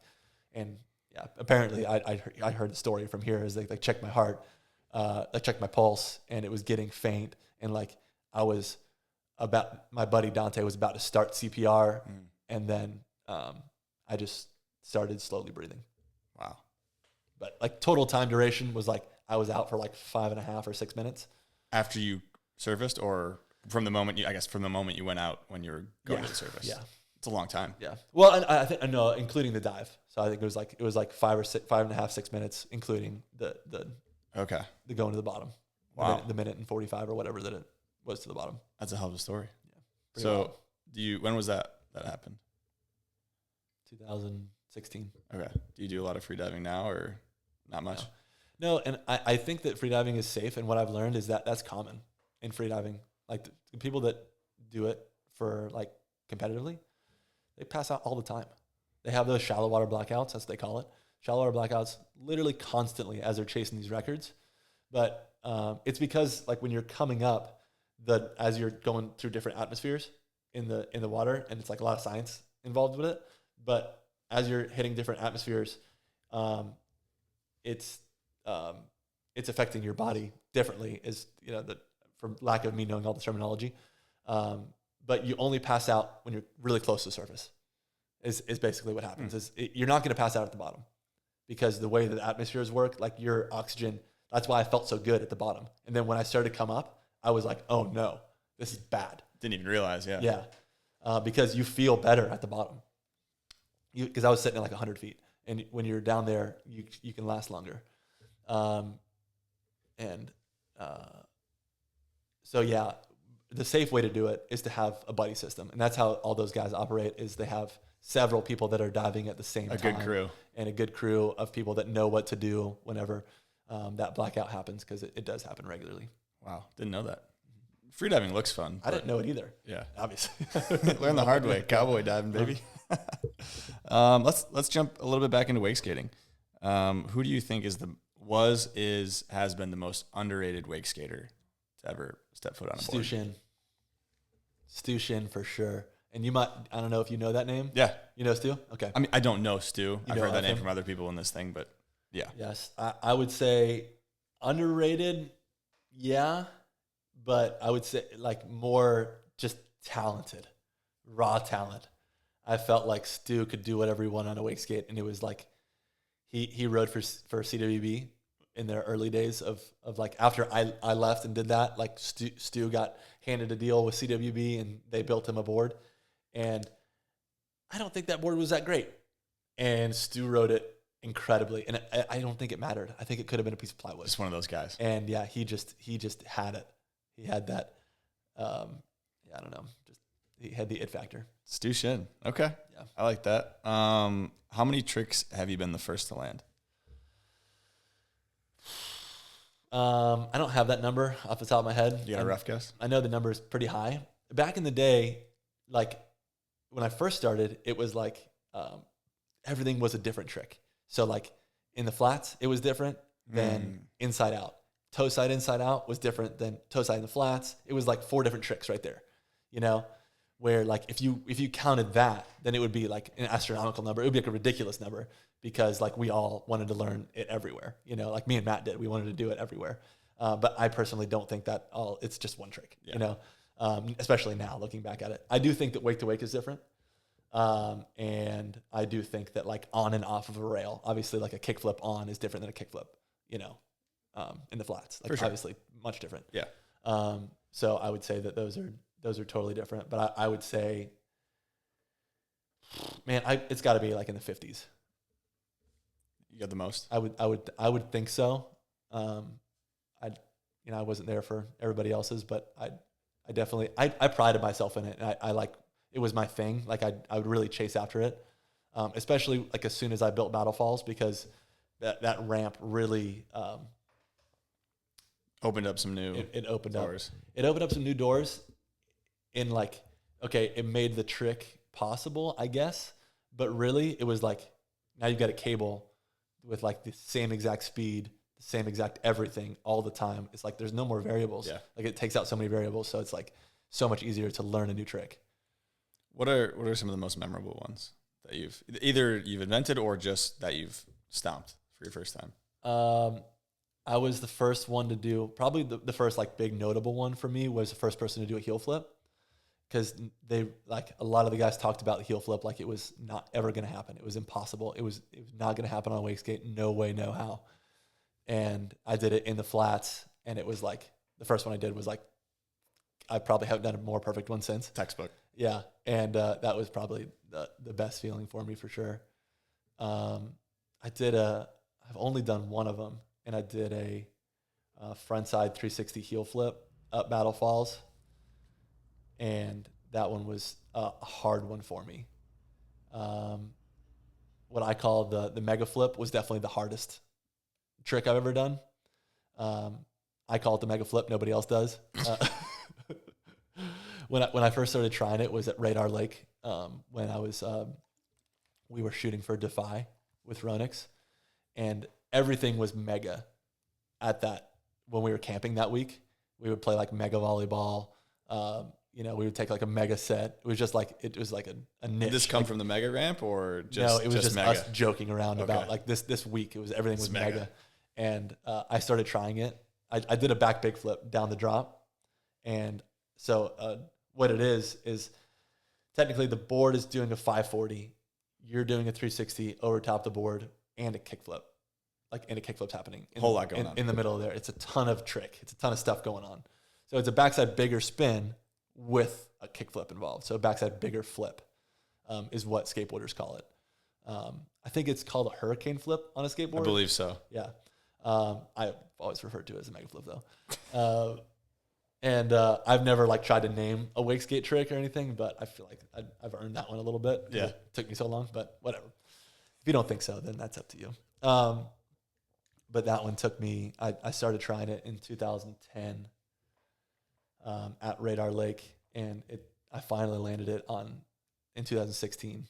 Wow. On Battle Falls. And it does, I do think it's kind of funny because Thomas has been bragging a little bit about his 30 triple attempts. I probably have like 2,000 mega flip attempts. And not saying that it isn't gnarly to try a triple flip. It's way more dangerous to try a triple flip. So hats off to Thomas for landing that. I'm very proud of him. Stoked for him. It's no mega flip. But it is no mega flip. It's wakeboarding. Come on. So what do you think, we were talking about different aspects of wake skating, boat, winch, cable, PWC, all that stuff. What do you think shows wake skating the best? If you were to show wake skating to someone who's never seen it before, what do you think would be, would show it the best to them? I would say either a drop like Battle Falls, a a System 2 bi-level pool or the boat. I think shows it the best. Because I mean the boat, you can do everything. It's like comparing street skating to a vert ramp. And like where a guy on a like street skating, you can't like go that big or do like big spins and whatnot. But on a vert ramp, you can do that, and you can do a kickflip, flip trick straight up. You know, like so you can do it all, and you can, go big, whatever. How come wake skaters never wear helmets or vests for the vast majority? I do. I wear a vest. On Battle Falls, I never wore a vest because it's pretty shallow, and it would be hard to get. And you always have to have somebody pulling you on Battle Falls. Yeah, that's like the only place where I was like, nah, I don't need to wear a vest. Or like at a winch gap where it's shallow, they're usually like shin to knee deep, so it's like, why are you wearing a vest? I don't think it's a very good example to not wear a vest. So I don't want to, I don't want to endorse it too much.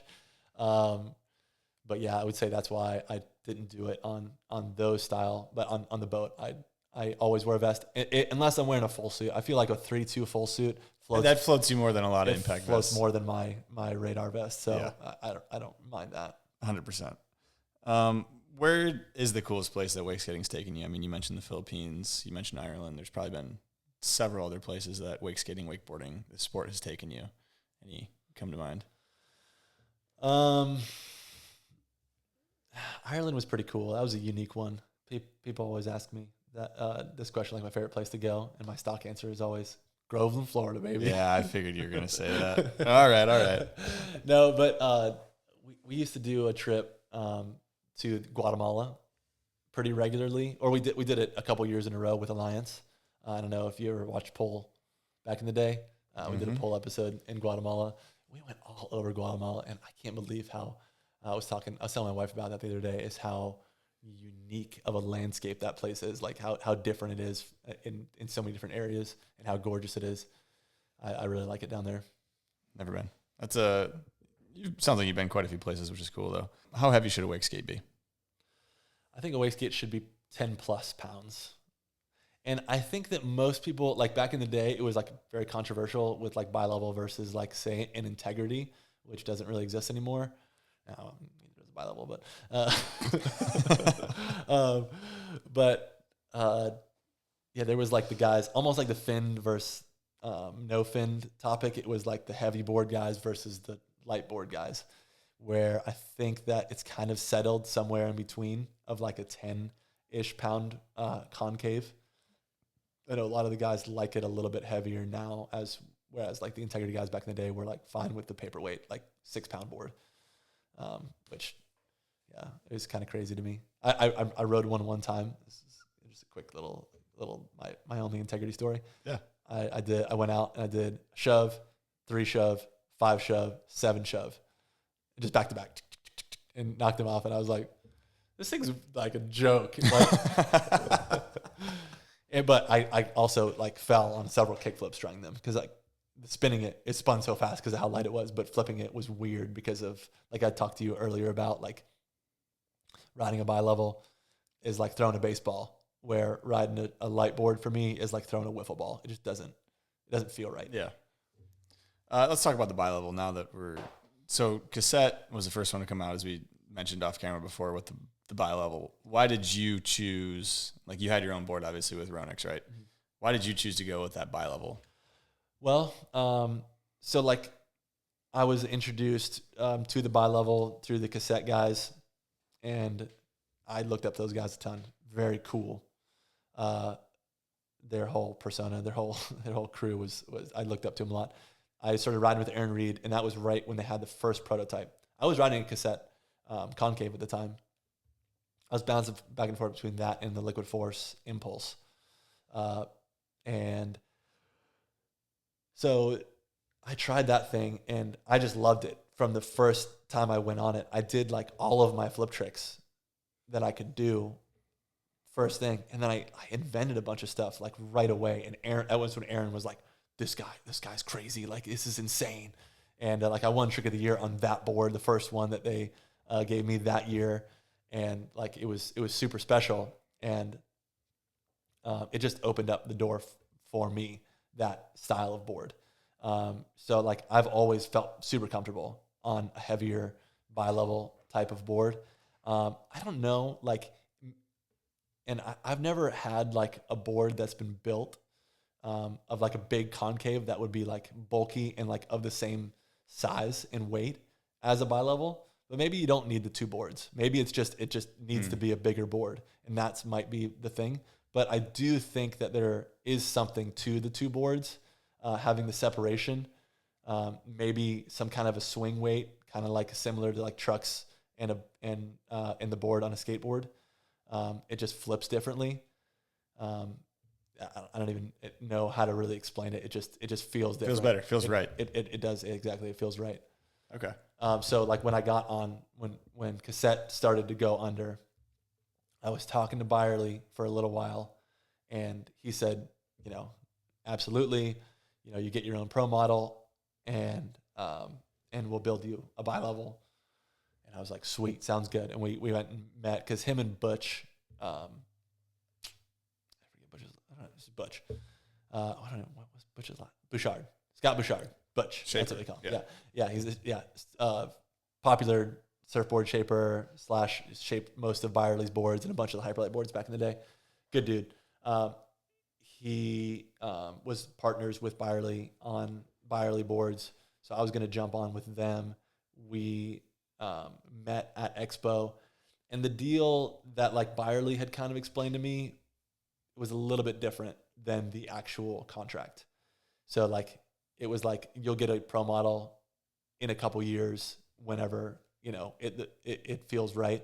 And I had been riding the Byerly Legacy, and I just couldn't do my tricks on it. I couldn't do like that summer was probably the worst I've ridden ever. It was that big, remember that big plastic like compression molded thing with like the big concaves I've on seen it. those at a wake park before, but yes. Yeah, I rode that for a little while, and it was I just couldn't do my stuff. So it just didn't make sense for me. If I wasn't getting design, like if I was going to be able to design my own board and do that thing, then I would have signed with them right there. But I got a little bit of a weird feeling whenever the deal kind of changed to me not getting a pro model anymore. So I was, after Expo, I was like, kind of like shrugged my shoulders. What am I going to do? And just happened to talk to Adam Arrington about it. Ronix had just started that year, and Adam was their first rider. And he said, we were good friends because of Fox. And he was like, oh man, the other day Paul was talking about you like you're a god. He's like, I bet that if you called him, he would start making wake skates, because Ronix didn't make any wake skates at the time. And I called him, and it was a great relationship ever since. Right from the get-go. Yeah, right from the get-go. They were awesome. And I give like some advice to younger riders about contracts from time to time. And I think that it's all about the relationship, because of my relationship with Ronix. And I never had a contract with them. My monthly salary was never on paper, and it was all a handshake deal. They like technically had me sign something that said I was a part of the brand a couple of years later, but it wasn't like, this is what you do every year. This is like how all of my other sponsors had stuff broken down. It wasn't like that. It was just, we said, handshake deal, and then royalties, same thing, handshake deal, any kind of incentive, handshake, and they always came through every time. They always paid, and it was a great relationship. And even like to the point of like at the end of the bi-level, like maybe 17, 18, 19, where I was probably getting paid more than they were making off wake skates. And they were just like, they honored the deal. Yeah. And not that they said we have to pay you forever, but they just liked having me around. They liked me being an ambassador, even if like the dollars and cents didn't really line up with the intangibles of Reed Hansen were valuable. Yeah. So they liked just keeping me around, and until it basically just didn't make sense. Yeah. And what was the last year of the bi-level? I think that it was 21. Okay. Was the last year. Not too long ago. 20 or 21. Yeah, because we were talking about just kind of the end of that, the bi-level that you had with Ronix, and you mentioned you still had, how many you still got? Yeah, so I bought a bunch of the leftovers from Ronix. So I've used up a couple of them the past 2 years, but I would say I have 15 probably in the attic. Okay. And do you ever break any of those, or they just get dinged up and waterlogged, or what? They just kind of wear out. They get a little spongy, Yeah. and I usually end up giving them to a friend or somebody that is stoked on it. All right. A couple different directions we could go here, but let's talk gators. So I just had Thomas on, and after the podcast, he was wondering when you're going to take him gator hunting. I've talked to him about it a couple times. I invited him. He's excited. But I called him, I FaceTimed him, and he was in Portugal still. So he couldn't come. He had a good excuse. Yeah. He wasn't in the country. That's a good one. Yeah. And then I called him the day before Double or Nothing. I said, I'm going gator hunting if you want to go. And he almost skipped out on Double or You're Nothing. giving him easy outs. That's what you're doing. So he doesn't have to go. Speaking of gators, so how did you fake that video at Battle Falls where you fall in the water and then grab the gator? Okay, here comes Ryan again. So it was faked. Yeah, it was faked. Okay. Yeah, 100%. But it comes from a true story. Remember the Fox spine rail back in the day? That big white spine rail? Well, they held an event called the Spine and Swine at my parents' house. So we did like a big barbecue with the spine rail that I built. This was pre-Battle Falls, and this was like me diving into like building my own stuff and kind of like marking my niche in the construction part of, creating in the sport. And it was a cool event, whatever. It was successful, fun event. But while we were hitting it after the event, we were just filming on it, shooting for Fox. I watched a gator run off a shore and jump in the water. It was like a 3-footer. And I'm very familiar with alligators. And so I was literally riding by. Dieter was pulling me, and I rode by, and I jumped off my board and went underwater, and there it was. It was right in front of my face, and I grabbed it and picked it up. And I have that photo. I can give it to you. Yeah. It's literally me sitting there, and Dieter came over, and he's like, "Whoa, brew." And I remember because on the jet ski, I picked it up, and he kept saying, "It's an iguana, brew. It's an iguana." That's how that works. So how'd you fake it though? The one at Battle Falls? Oh, okay. So at Battle Falls, Or create it, I guess. yeah. So we caught that the night, or I caught it the night before, on the chain, and we brought it. What is statute of limitations? I pretended like I knew earlier, and I wasn't. I think it's 7 years or something. Yeah. So We could just say allegedly though. yeah, allegedly I faked this thing. Yeah. Okay. Yeah. Shit. Yeah. I think we're 7 years, but I think that I dabbled with catching alligators, in the past. Now we do it more legit with like catching big alligators with tags and whatnot. But back in the day, it was more like go out and grab them in the swamp, which FWC is not super stoked on. See, I have no idea. I didn't know if you could do that or not. But Yeah. Okay. So we caught it the night before, and then Ryan was holding it underwater.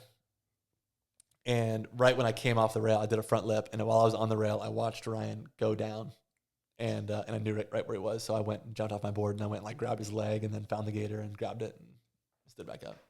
It's a great video. Yeah. When it came out, did anybody think that there was some voodoo magic going on there, where everyone was like, "Wow, can't believe you just did that"? I would say more than not, people thought it was fake. Okay. But they were like, "Did you really do that?" Like, like they wanted to believe. Yeah. Like a magician. Like, Okay. It's fake. What he's doing is fake, but you just want to believe. But that video got some crazy traction. It's pretty funny. I still, from time to time, people will send me the like ridiculousness clip where Rob Dyrdek had it on the. Yeah, that's one of those ones that has to make it on all those. Yeah. All those crazy Exactly. clips. When did you cut your hair? 2015. Why was that? I was going bald. I'm afraid I'll get there someday.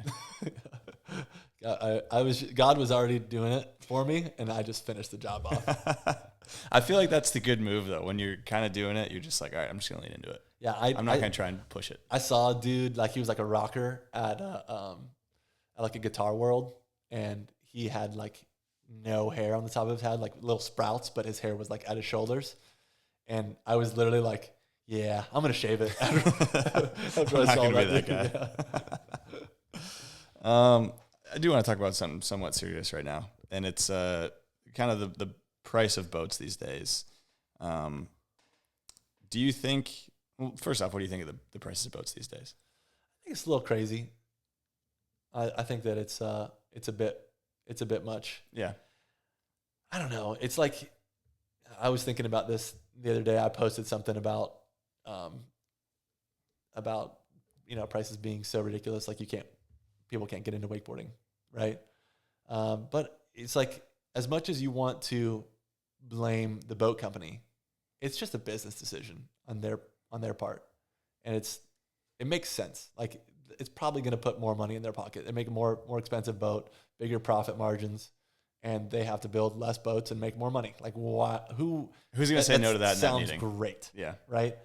What I don't like is the stigmatism of like that's the most expensive boat, so therefore I need that to be the best or to compete with or to even do this. Yeah, or like to like take my riding to the next level, to learn a backflip or learn a tantrum, learn to go wake skating, go wake to wake on a wake skate. Like more often than not, it would probably be a little better to have a smaller entry level boat for wake skating because the wake would be a little bit smaller and it would be a lot more forgiving for you.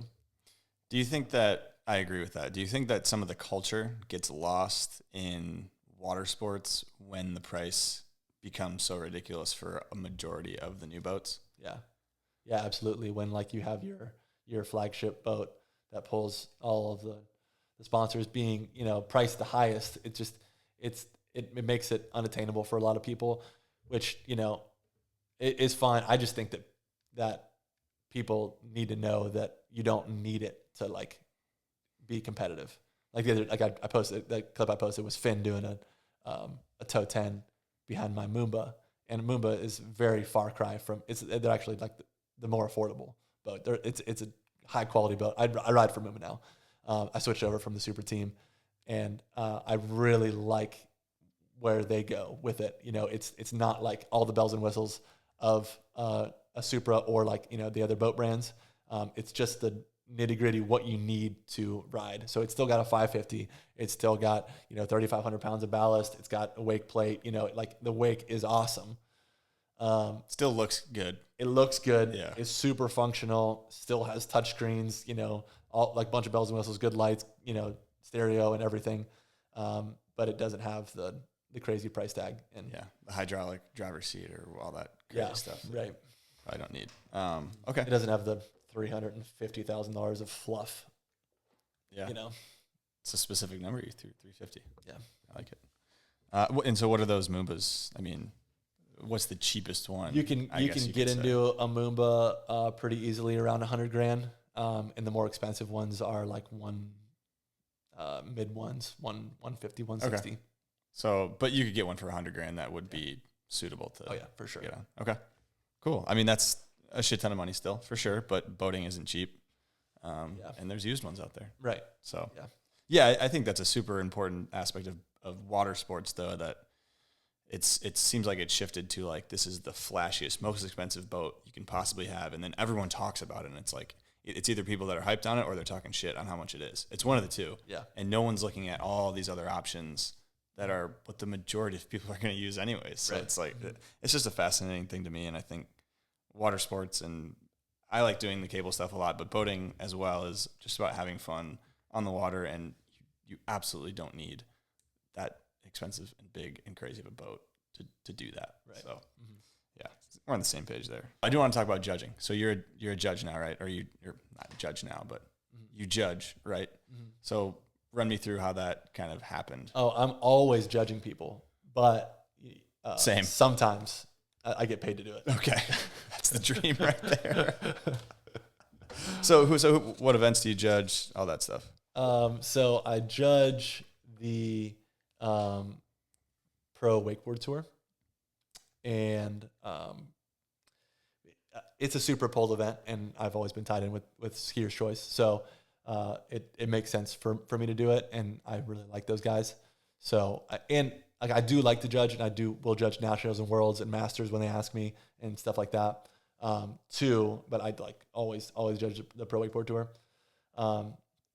And it's not because of the money. Like there's a joke about getting paid because it's not very, the pay is not great for judging. I thought that was huge with me in my wake skating career, was showing up to an event and knowing who the judges were and that they were going to do a fair job. And I think that's probably the most important thing with coming up with an event is who you pick as your judges. And so I really put an emphasis on being fair and consistent with the riders, and not like just focusing on a new fad or a style that maybe I prefer watching, and going with more trick based, difficulty based. And not like definitely not discounting grabs, because grabs make tricks more difficult. And they matter. Grabs matter. And grabs do matter. So that's why I like to judge, is because I felt very good about events competing when I knew the judges were like on it. And I strive to be that kind of judge that is like, okay, the riders, pull up, walk up to the start dock and they're looking in the boat and they're like, who is it, today? And okay, Reed's there. At least we have a basis of, like of some kind of a, I don't know if you call it morality or just like a standard of what to expect. Because I think that is what separates the best riders, is if you give if you put it out there before the event, exactly what you want to see and how you want tricks done, what tricks score the best, and how you want to see them landed, like the whole criteria, it's likely the best rider is going to win. The only time that the best rider isn't going to win is when the criteria isn't clear. And I think that has happened a ton in wakeboarding. And I think it's frustrating for a lot of the riders. Like, there's a reason that Corey and Nick win so much. It's because they're the best wakeboarders. They're literally the best on the planet. Like, they're so good at wakeboarding. And if the format changes a little bit, they can change.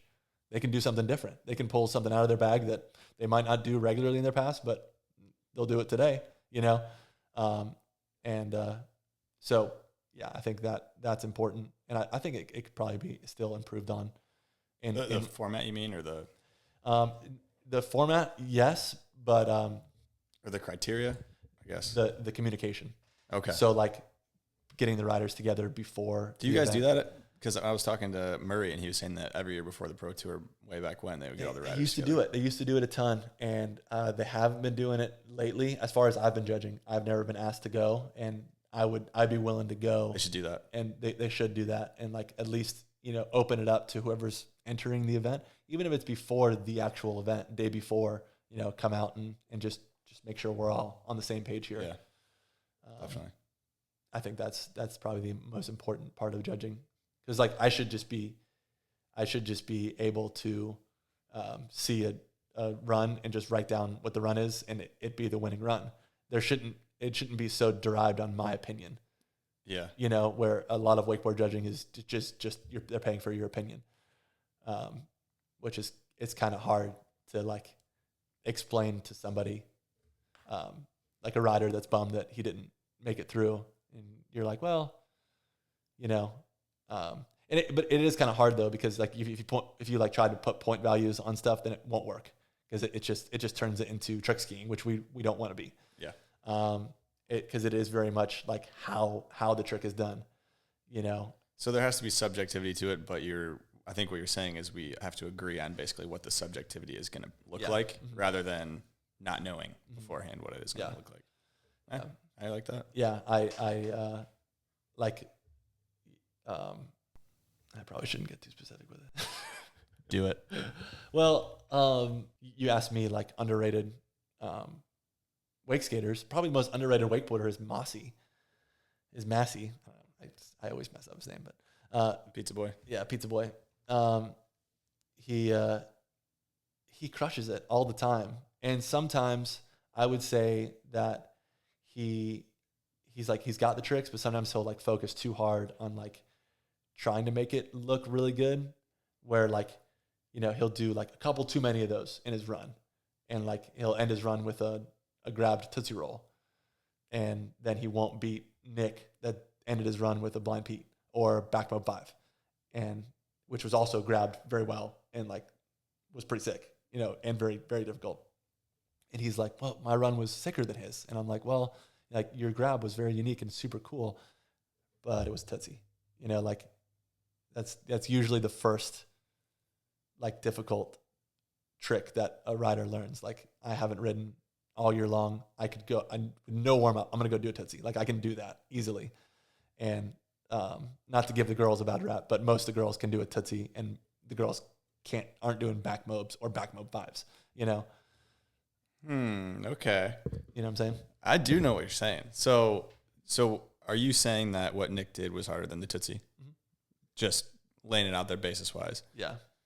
But I feel like there's more to what maybe Massie's doing, in the sense of like, if you were to see Nick, if there were 8 Nicks in a final or 6 Nicks in a final, it might not be really that entertaining to watch. Mm-hmm.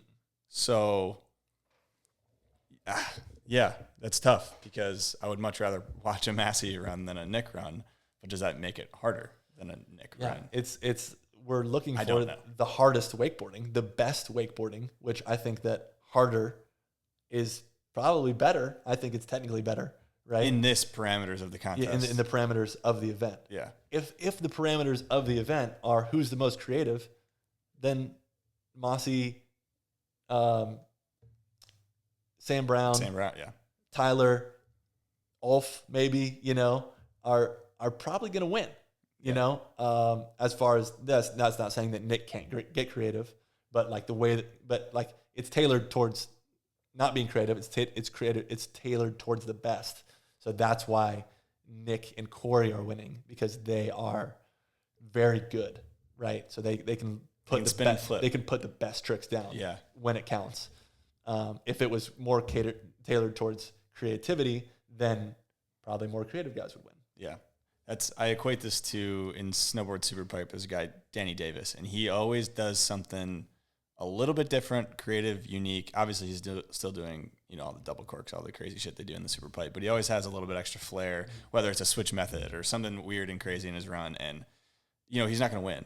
Like you can see who he's going up against. He's probably not going to win unless a bunch of people fall. Mm-hmm. But he's still there, and he makes snowboarding look good. It's kind of what Massie is doing. Well, Massie still could win, but there's really no point in what I'm saying with that. It's just important to have both, in my opinion. But yeah, and sometimes he can win. I think that 100%, and he can put it together and make it happen. Yeah, and a lot of the times that Massie is like not winning because he has a mistake or a fall or something, where Nick or Corey, they'll win because Corey will be perfect or Nick will be perfect that day. Yeah, you know. Whereas it's got to be perfect all the way throughout and in the finals too. You know, you got to put it down when it counts. Yeah.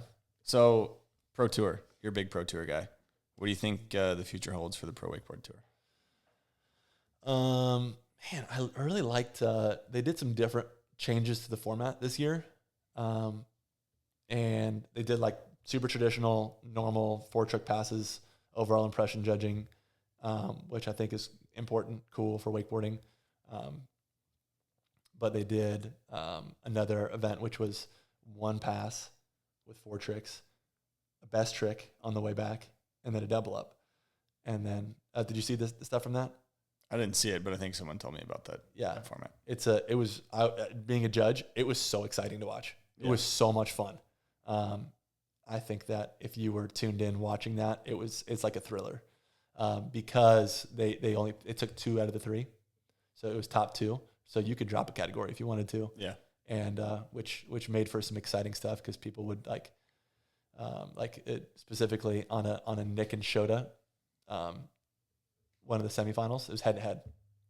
So Nick was going against Shota, and Nick had a stellar first pass, amazing, and then he did his best trick, double toe side back roll, I think, or double cab or something like that. Pretty good best trick, and then he did a heel 9 off the double up.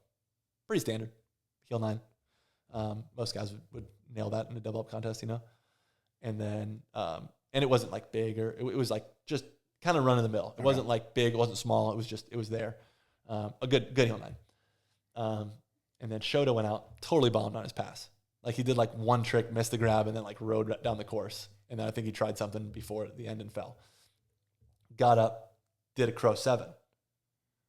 Then did a melon heel 9 that was one of the biggest ones I've ever seen. It was massive, and he poked it like to the moon, like Shota does. Stuck it perfect. Crowd goes wild. And it was like, okay, like it's harder to do 4 tricks than it is to do 1 trick, but we're judging them separately. So like in like the conversation of like Nick's run versus runs, I would give Nick's run an 8, pretty solid. I would give Shota's crow 7 a 9. I would give Shota's heel 9 a 9, and I would give Nick's an 8.5. So Shota wins. Whereas like if you were looking at it like from a bird's eye view, it would seem like Nick would have won because Nick didn't even fall. Yeah. But it kind of gave opportunity for like a Hail Mary like Shota had, you know, like a crow 7 and just a massive heel 9, and to take the win over Nick, who definitely played it safe. Yeah. Which that kind of wakeboarding, it was kind of cool. Just like competitively, like, you know, it felt like the end of the Super Bowl when, you know. Well, you always want everyone to go all out, right? Like you always want that fourth quarter drive with like a minute left. Exactly. You don't want the opportunity where it's like 21-3 and there's like 2 minutes left. It's like, okay, the game's over, contest is over, safe passes, we're all done. Right. Okay. So maybe shifting up the format a little bit would be. I like that, changing up the format. Yeah. Doing some more creative stuff like that. I think that would help the tour a lot. In terms of people who don't go to the events or can't go to the events, which is the majority of people who wakeboard, how do you think, what's a good idea? What could be changed to get them to tune in?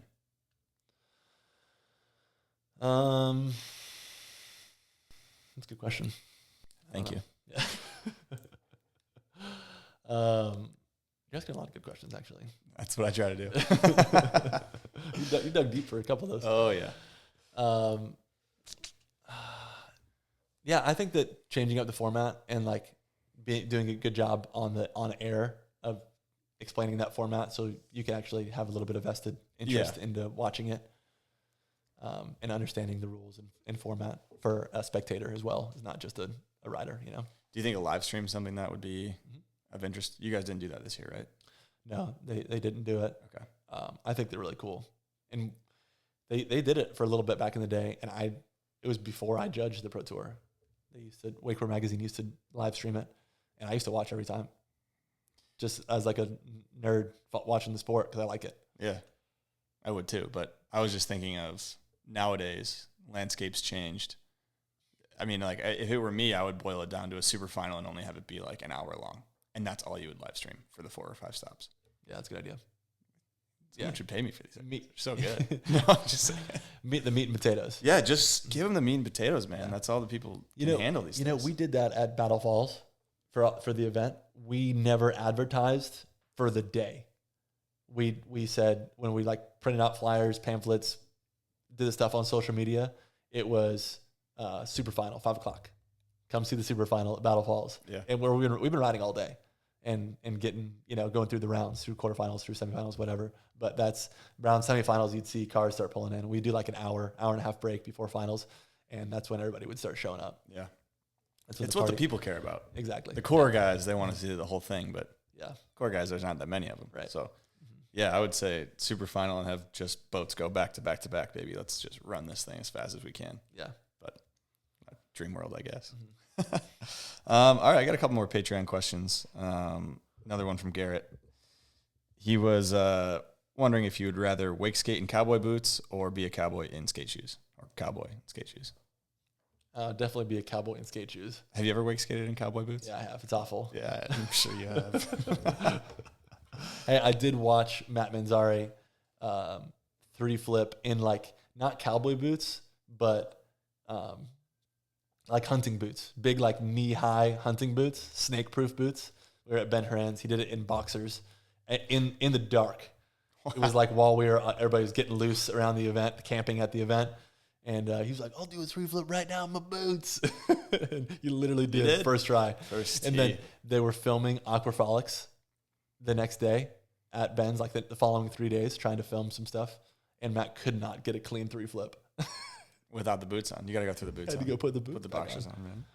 I got a question from Dan Lay here. He's wondering, this is kind of, we talked about it a little bit earlier, but this is a very specific one. He's wondering, who is the most technical wake skater of all time? So not the most well-rounded. Who was technically the best wake skater of all time? Could be you.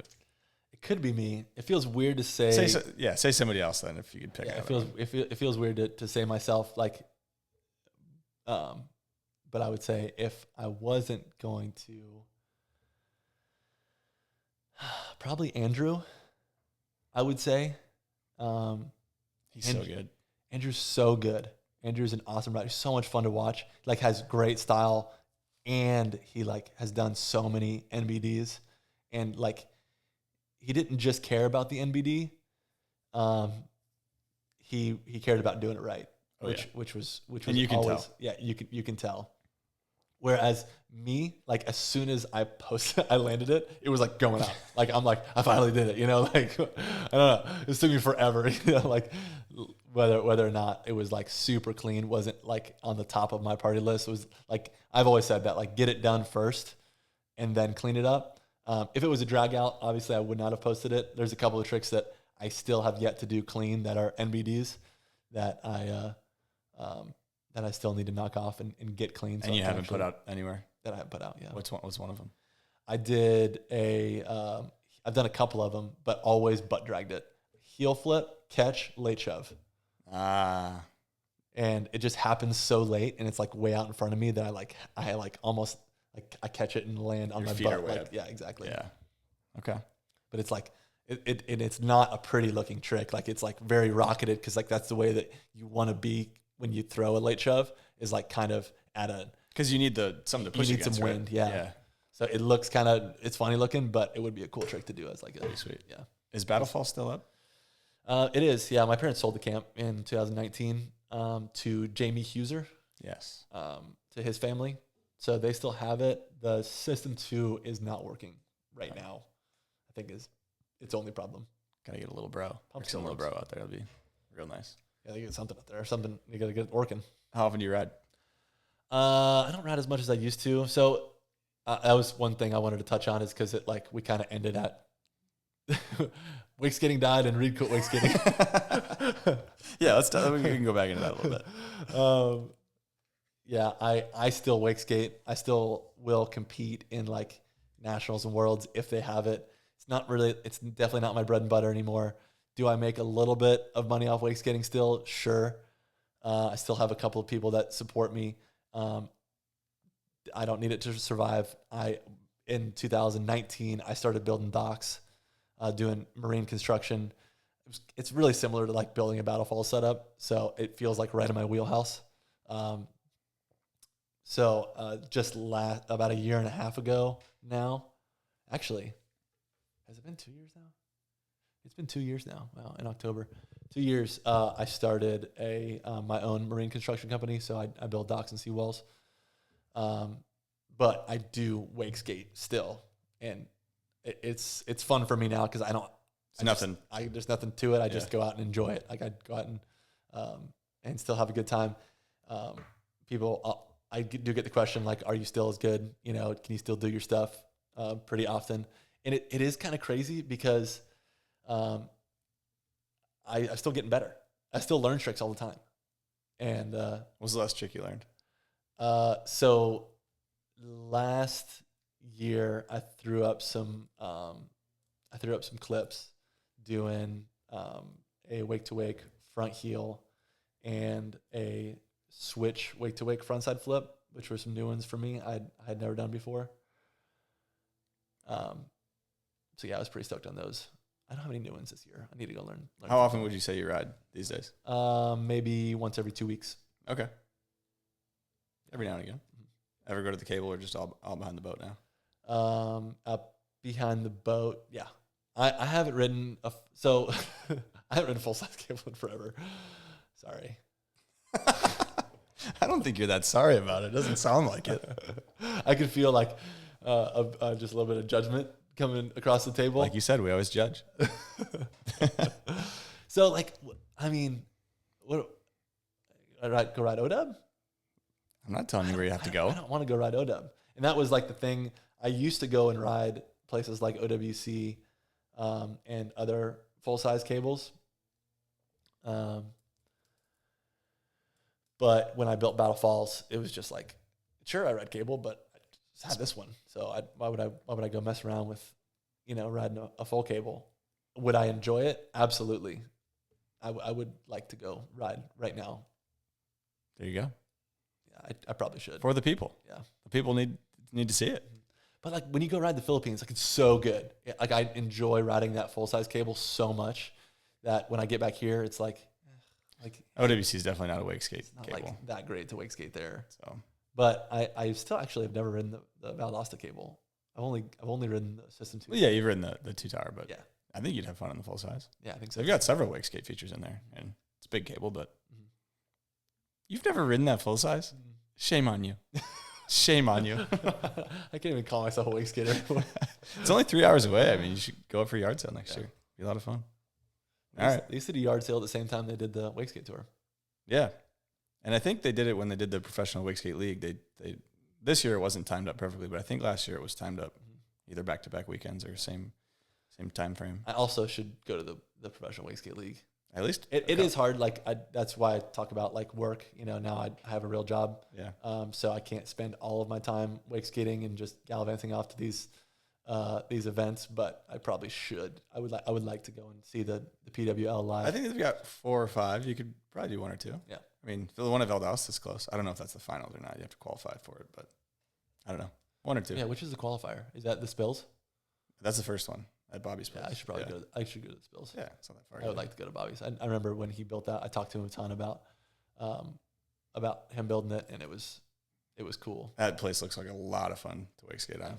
It's cool to see. And then have you been to what's the one in Virginia? Blackwater Junction. Blackwater Junction. Have you been there? Oh, you got a lot of places you got to go. Okay, Reed. Next year we're gonna make it happen. Well, so what's the future hold for you besides riding on the PWL? My future with wake skating, Or just life. I mean, future with life is definitely building docks. And we're pretty booked out with that, so I don't see that going away anytime soon. And then wake skating for fun, definitely. Sometimes competitively, and be involved in the sport wherever I can. Being involved with skier's choice and hunting. Definitely hunting is going to be in my future. That's pretty much all I can think about now. It's actually kind of hard to get this gear switch back to wake skate talk. It's Gator season right now, and I definitely have that on the brain. That's pretty much all that my mind can think about right now. Gator season, huh? Yeah, Gator season. All right. So more of this. I mean, nothing crazy, but Yeah. I like it. So there is murmurs. Supra has actually hit me up. I say Skier's Choice. Skier's Choice is the parent company of Moomba and Supra. So I ride for Moomba technically, but it's Supra Moomba, same. Yeah. Same. They would like to see a wake skate. I bought Area 52.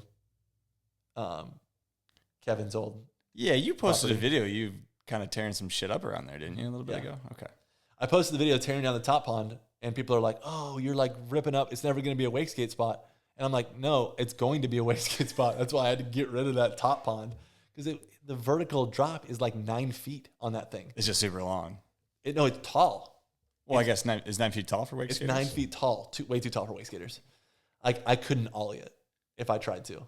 You could ollie it. Daniel Grant tried to ollie it. Oh, I Could guess not. if he could, Could I not don't know. make it. Could not do it. So you're And it's too long. So you're- it's like 30 feet long. So you hit the grass if you try and ollie it. pretty That's sick. what happened to Daniel. Okay. Because he tried to do it full speed on the cable and he hit the grass. That's the rumor that I heard. But my plan is to build a house out there, and recently just started a family, so that is kind of top priority. But also to revamp that place and make it a wake skate spot, basically a Battle Falls new version. Whether there's a Battle Fall like a pump or not, that's debatable. But definitely the System 2 will be running over top of a bi-level. Okay. That is built for wake skating. And the guys at Skier's Choice are pushing me to get that rolling because they want to hold an event out there. And they want to put some money into a wake skate event. Just a wake skate event. Yeah. Out there. Okay. We've even flirted with a boat wake skate event, which may or may not happen next year. So there's some things that could be in the works. Oh, yeah. Some exciting things. Mm-hmm. I like that. Anything else you want to talk about or anyone you want to thank now that we wrap this up here? I would like to thank all of the people who have pulled me over the years and my long wake skate sets. That would bring me to the Grab Matters podcast 15 or I guess almost 20 years down the road of my wake. 20 years, yeah. It's been 20 years in wake skating. My parents, God, keep me safe. I really haven't had very many injuries in wake skating, which I feel like is pretty remarkable. All the stupid stuff that I've done that I haven't died or at least like had to have some serious surgeries. My worst injury was technically on a one wheel. That was what that was from, last the shoulder year. type situation. Ugh. Yeah. I've dislocated my other shoulder, but that was fine with no surgery. Yeah. But yeah. Everybody, your wife, kid. I guess not a kid. The kid probably hasn't done much yet. Yeah, I think I would like to thank my wife for everything, not like this is a podcast about probably my wake skate career, which she we met after my wake skate career has kind of wrapped up more recently. But it'll be good for her to listen then. She's definitely getting a little bit of my history here. But yeah, thank her for bearing my children, being an awesome wife, and being very supportive of me in whatever I want to do, whether it's wake skating related or catching hunting, gators, gators, or building docks or whatever it may be. She's always supporting me. So love it. Love you, Desiree. Awesome. All right. Well, that's all I got. Everybody make sure to like, comment, subscribe. If you do want to see who the guests are early, ask them some questions. Make sure to hit that Patreon, and then there is merch on the website if you want to grab some merch. So thanks, guys, for watching, tuning in. Thanks for coming on. Absolutely. Thanks for having me. See you guys next time.